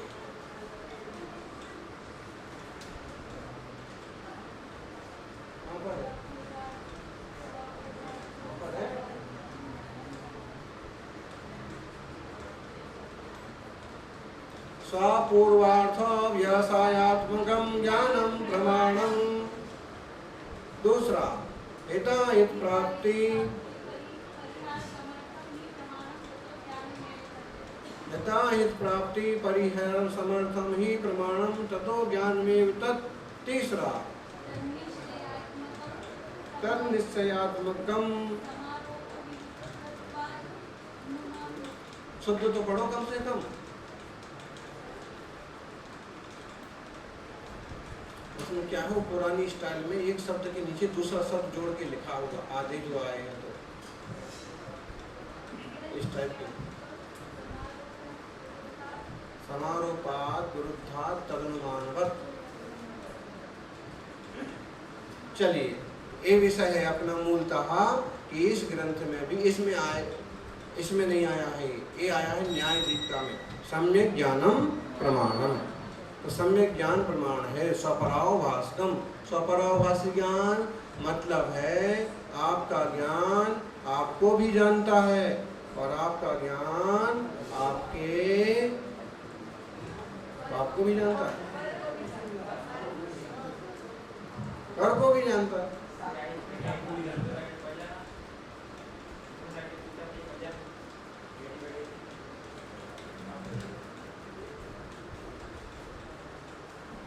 बात करने का तरीका ही लठ छाप। तुम्हें क्या पहचानेंगे? तुम्हारे बाप को पहचानते। शुरुआत कहाँ से होगी? और विचारों द्वारा दर्शन करने के लिए सोचेगा क्या?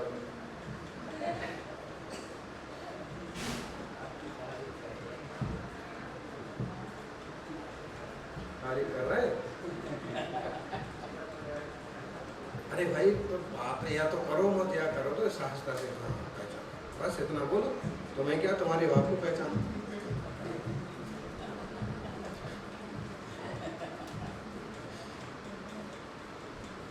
चलिए, हाँ आप पहचानते भी तो उसको, हाँ तुमको भी जानते हैं, तुम्हारे पिताजी को जानते हैं, दादाजी को जानते हैं, फिर ऐसे बोलो फिर शालीनता से नहीं।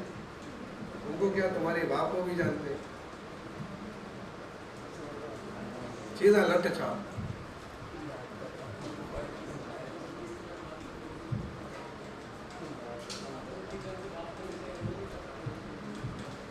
वो बात है कि साधुओं से बात करते हैं, किस ढंग से करते हैं, वो श्रावकों को भी बोध होना चाहिए।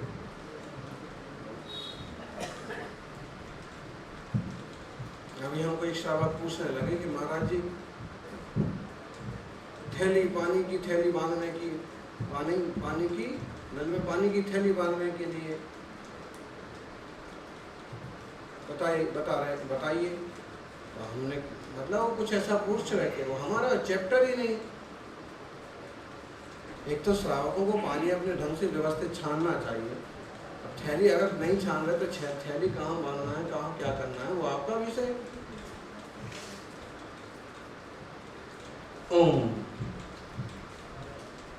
इसका अर्थ बताइए। बहुत लंबा इसका व्याख्यान हो गया, अर्थ बताइए। हाँ,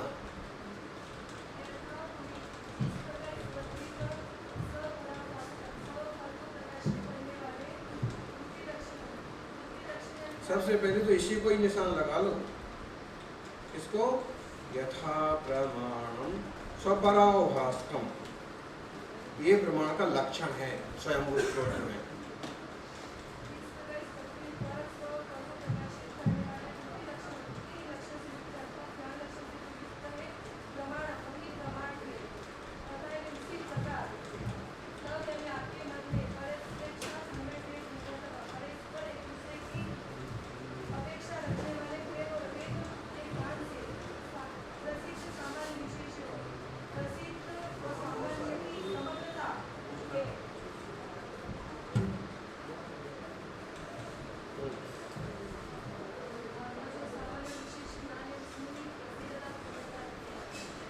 भावार्थ क्या हुआ?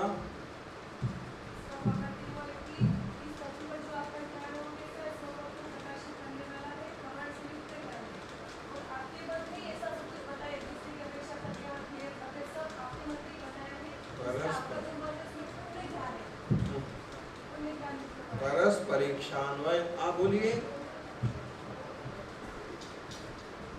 नहीं बोलना है आप बोलिए। आया नहीं, आप बोलिए अभी।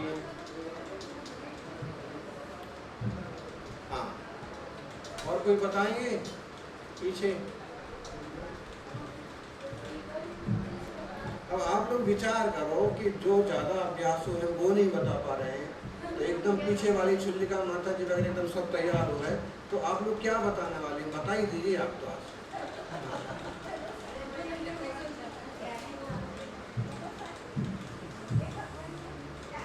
पढ़ रहे हैं आप,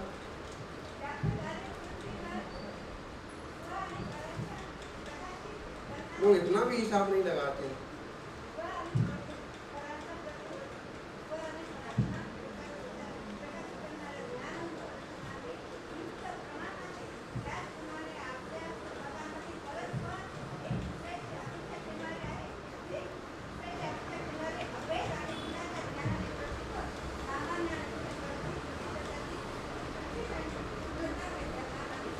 आहे बरोबर आहे, आता पुढे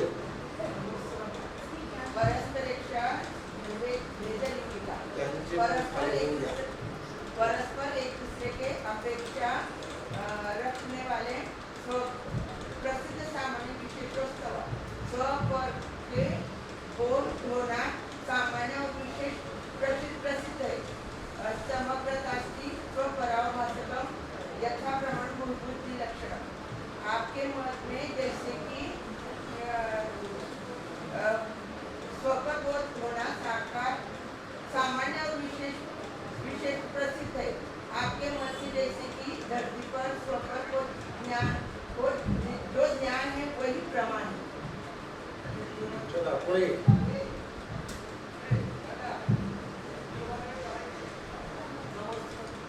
आगे चलिए, आप बोलिए क्या आप समझिए इसको।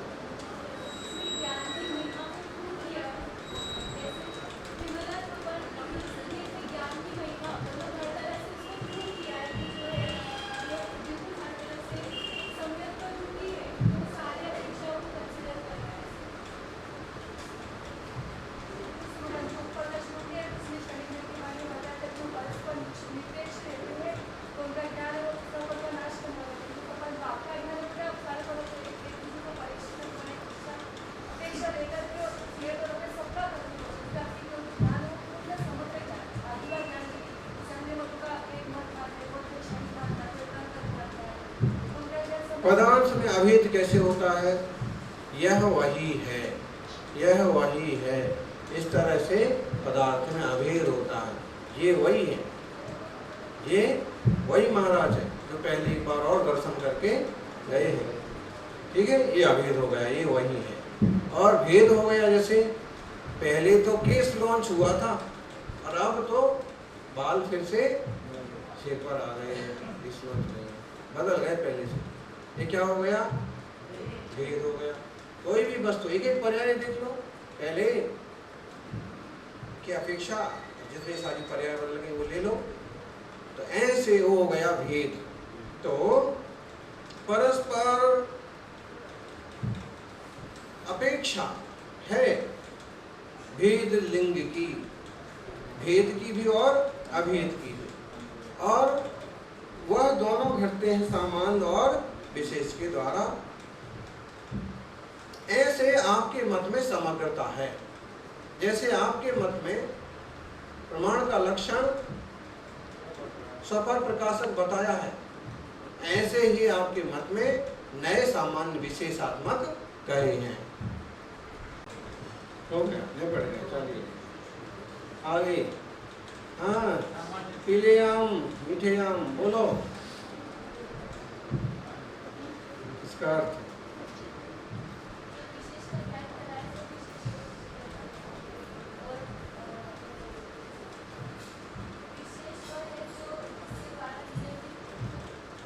विशेष्य, या तो विशेष भी बोल सकते हैं आप, लेकिन विशेष्य ज्यादा उपयुक्त है संस्कृत का शब्द। विशेषता जिसमें पाई जाए वो विशेष्य कहलाता है।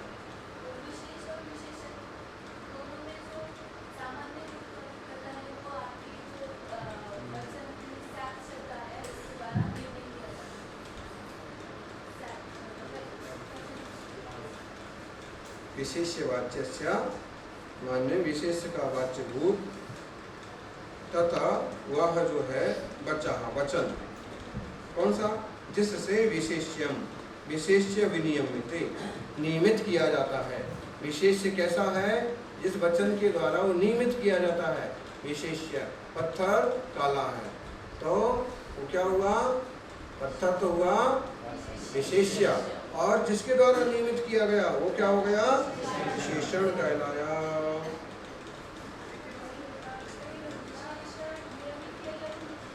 नियमित जो किया जाता है वो विशेष कहलाता है, जिसके द्वारा नियमित किया गया वो विशेषण कहलाता है। अब उन दोनों में, विशेषण और विशिष्ट में, वास्तव में सामान्यमति प्रसज्यते, सामान्य पने का प्रसंग आता है। सामान्य मतलब एक ही वस्तु है, वो तो एक ही चीज है। तो आपके मत में फिर उसका निर्णय कैसे होता है? तो कथनचित पद से उसका निर्णय होता है। तो विवक्षित क्या है उसमें? अमुक रंग विवक्षित है, अमुक गुण विवक्षित है, अमुक वर्ण विवक्षित है, अमुक रस विवक्षित है। उस विवक्षा से उस विशेष का उस विशेषण के द्वारा निर्णय किया जाता है, नियमन किया जाता है। तो वस्तु तो हो गई सामान्य, खाली रंग वाला खंबा है, सामान्यता ही सामान्य हो गई, लेकिन श्याम वर्ण ये क्या हो गया? विशेष हो गया, विशेष हो गया। तो विशेष होने के बाद इस श्याम वर्ण क्या हो गया? इस विशेष्य का विशेषण हो गया।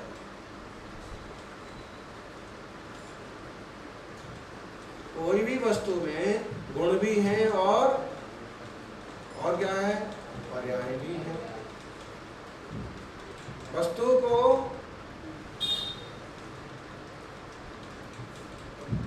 सामान्य रूप से ग्रहण करना सामान्य है, लेकिन किसी पर्याय विशेष से ग्रहण करना विशेष है।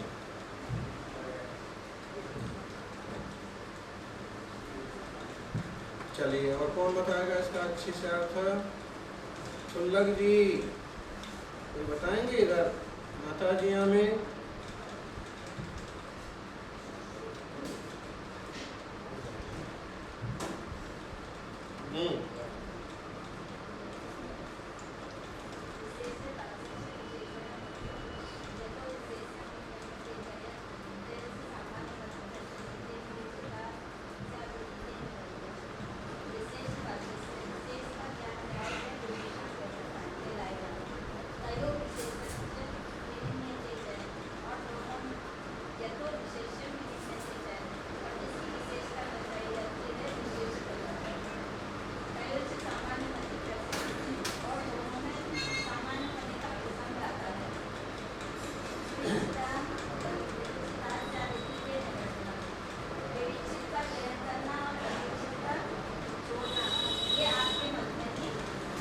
चार पद से, बहुत बढ़िया।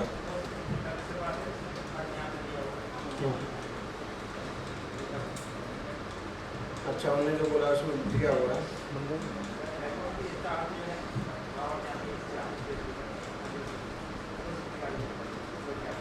आगे पीछे कर दिया।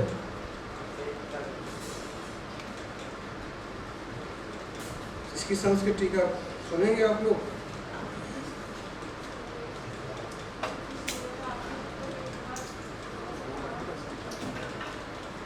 तुम्हारी शब्दों में तो बोला क्या हम अभी तक?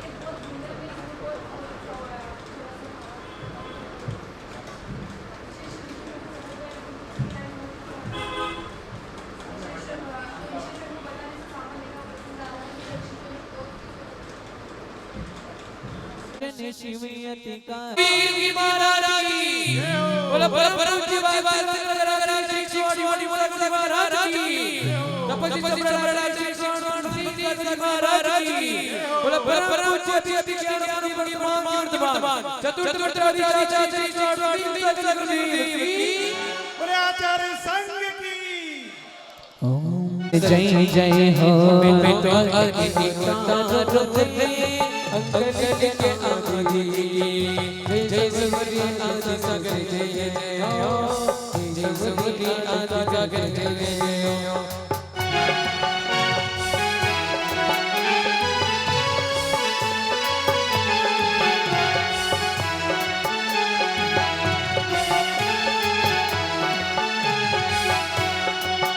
मैं तो आरती उतारू रे प्रथमेशी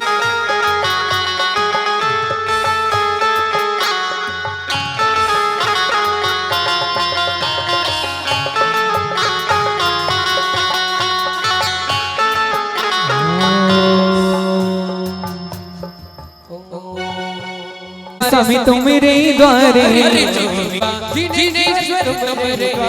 करहूँ आरती आज जिनेश्वर तुमरे द्वारे।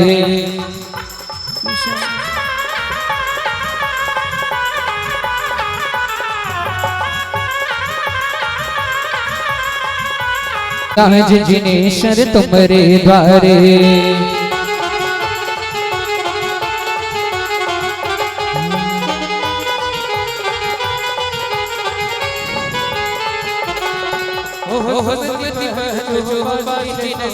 सुमति पद्म सुपाश जिन सामे करहूँ आरती आज जिनेश्वर विमली अनंति धर्म जिन सामे करहूँ आरती आज जिनेश्वर तुमरे द्वारे करहूँ आरती आज जिनेश्वर तुमरे द्वारे। नमीने में पारस जिन सामे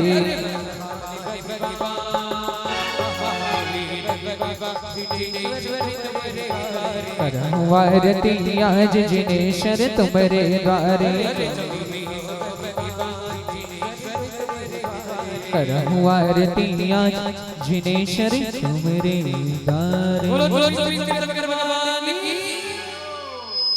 मैं तो आरती उतारूं रे अंकली के याद के जय सूर्यादि सागर जय जय हो जय सूर्यादि सागर जय जय हो बड़े तपस्वी थे ऋषि राज आदि सागर जी क्या क्या महिमा उनकी गाय आदि 7 दिन उपवास करे एक दिन आहार करे वो भी एक वसूले जी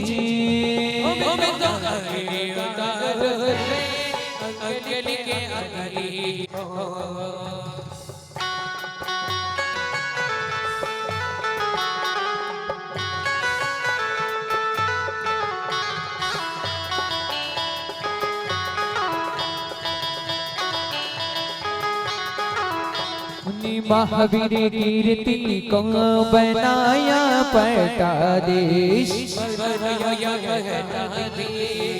जिन्हें 18 भाषा का ज्ञान लिया गुरु से आशीष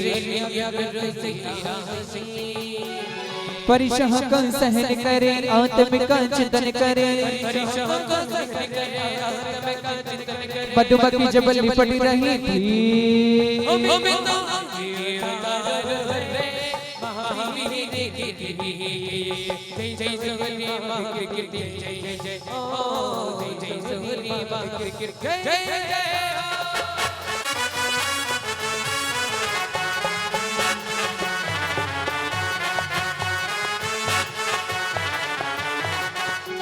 उनके शिष्य बने निमित्त ज्ञानी विमल सागर जी सूरत देखते ही बातें बताए ऐसे ही ज्ञानी जी दया के भंडार की वात्सल्य मूर्ति की आरती उतारू रे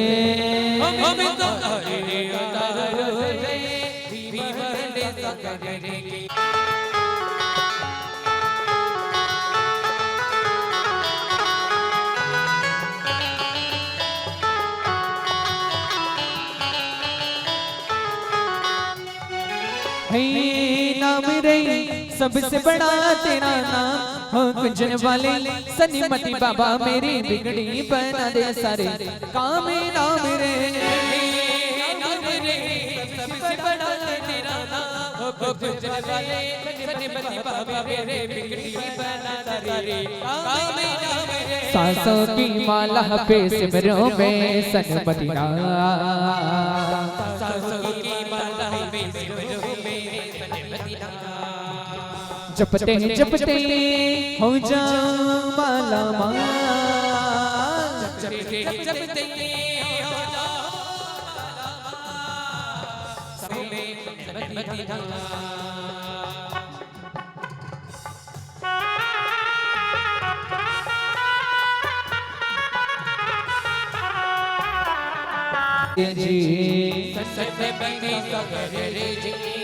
हो क्या महिमा उनकी गाय तपस्वी साधु की अन्य रस का त्याग करे मठ जलाहार करे इंद्र विजित ज्ञानी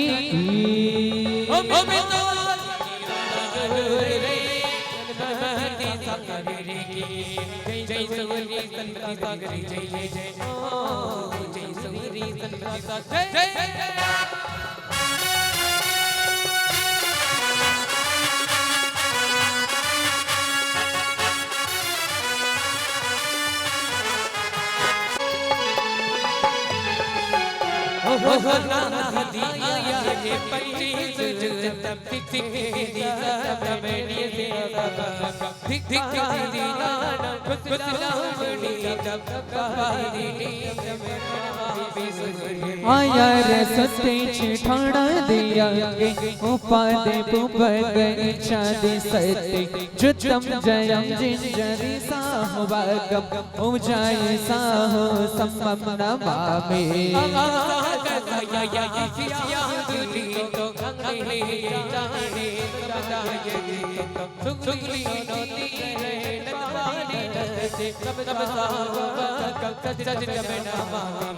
તમે મને માયા લગાડી મારા ગુરુજી તમે મને માયા લગાડી રે તમે મને માયા લગાડી રે મારા જીવનના આધાર તમે ગુરુજી તમે મને માયા લગાડી રે તમે મને માયા લગાડી મારા ગુરુજી તમે મને માયા લગાડી રે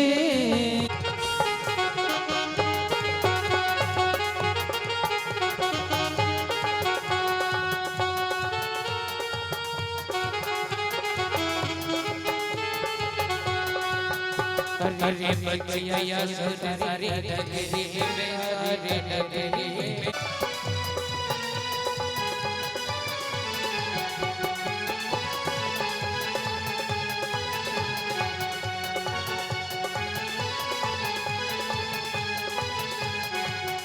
मेरा पैर सजल सागर कौंदे बताया संगपति को जो प्रकृति भाषा में रचते ग्रंथों को प्रकृति में उपदेश देते भव्य का उतार करे बचपन से दारे गुरुबरी है यह सबसे न्यारे जो विद्या न लगाए छोटा फंसाए और संकट मिट जाए मनवांछित फल पाए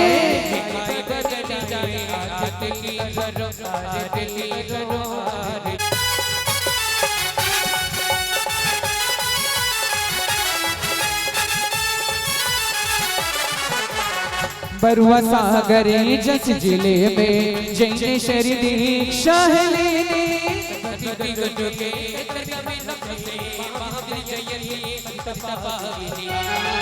अति गुरु के वचन बाबे कृति सम्मो जैसे को दरते पटाचार्य बना गए समाधि गुरु ने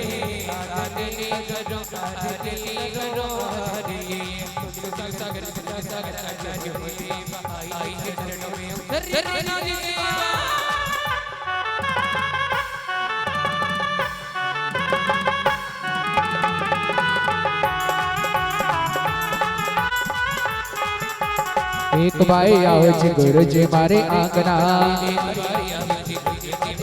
तने भगता तने भगता बोला बे गरीबान गुरु जी दरबार खड़ा अरे जयकारा गुरुदेव का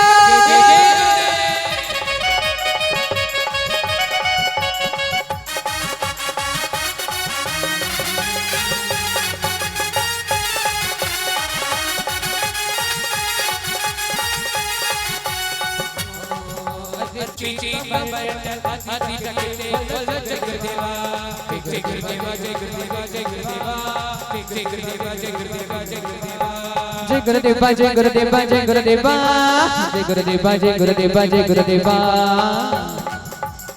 गुरु पैरी जिसको अपने मन सच्चा मिलता उसी को जीवन में अच्छा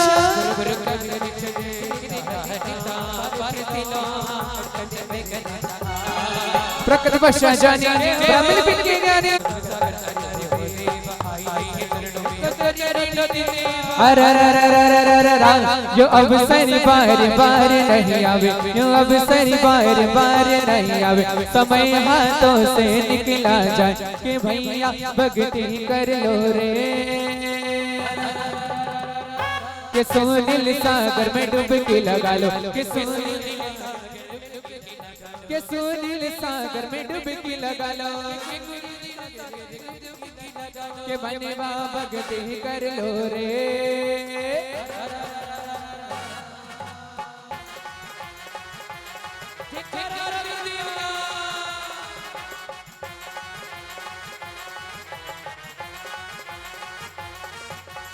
निरख निरख करे मन मही भरिता गुरुबरी के मुखे की समय रसिता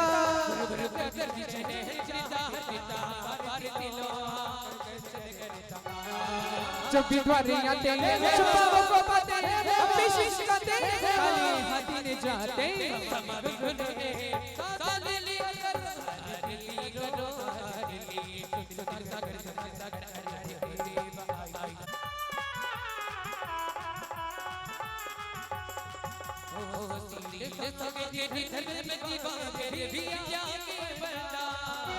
सुनील सागर धर्म दिवाकर विद्या के में गुरु विराजे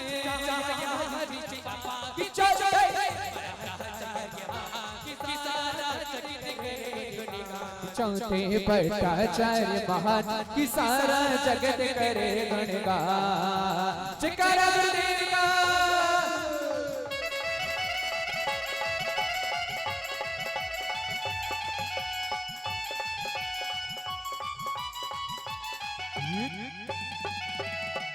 जाग जाएगा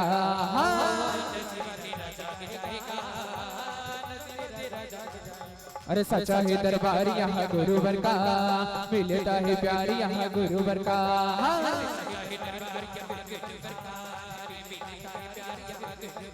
गुरु चरण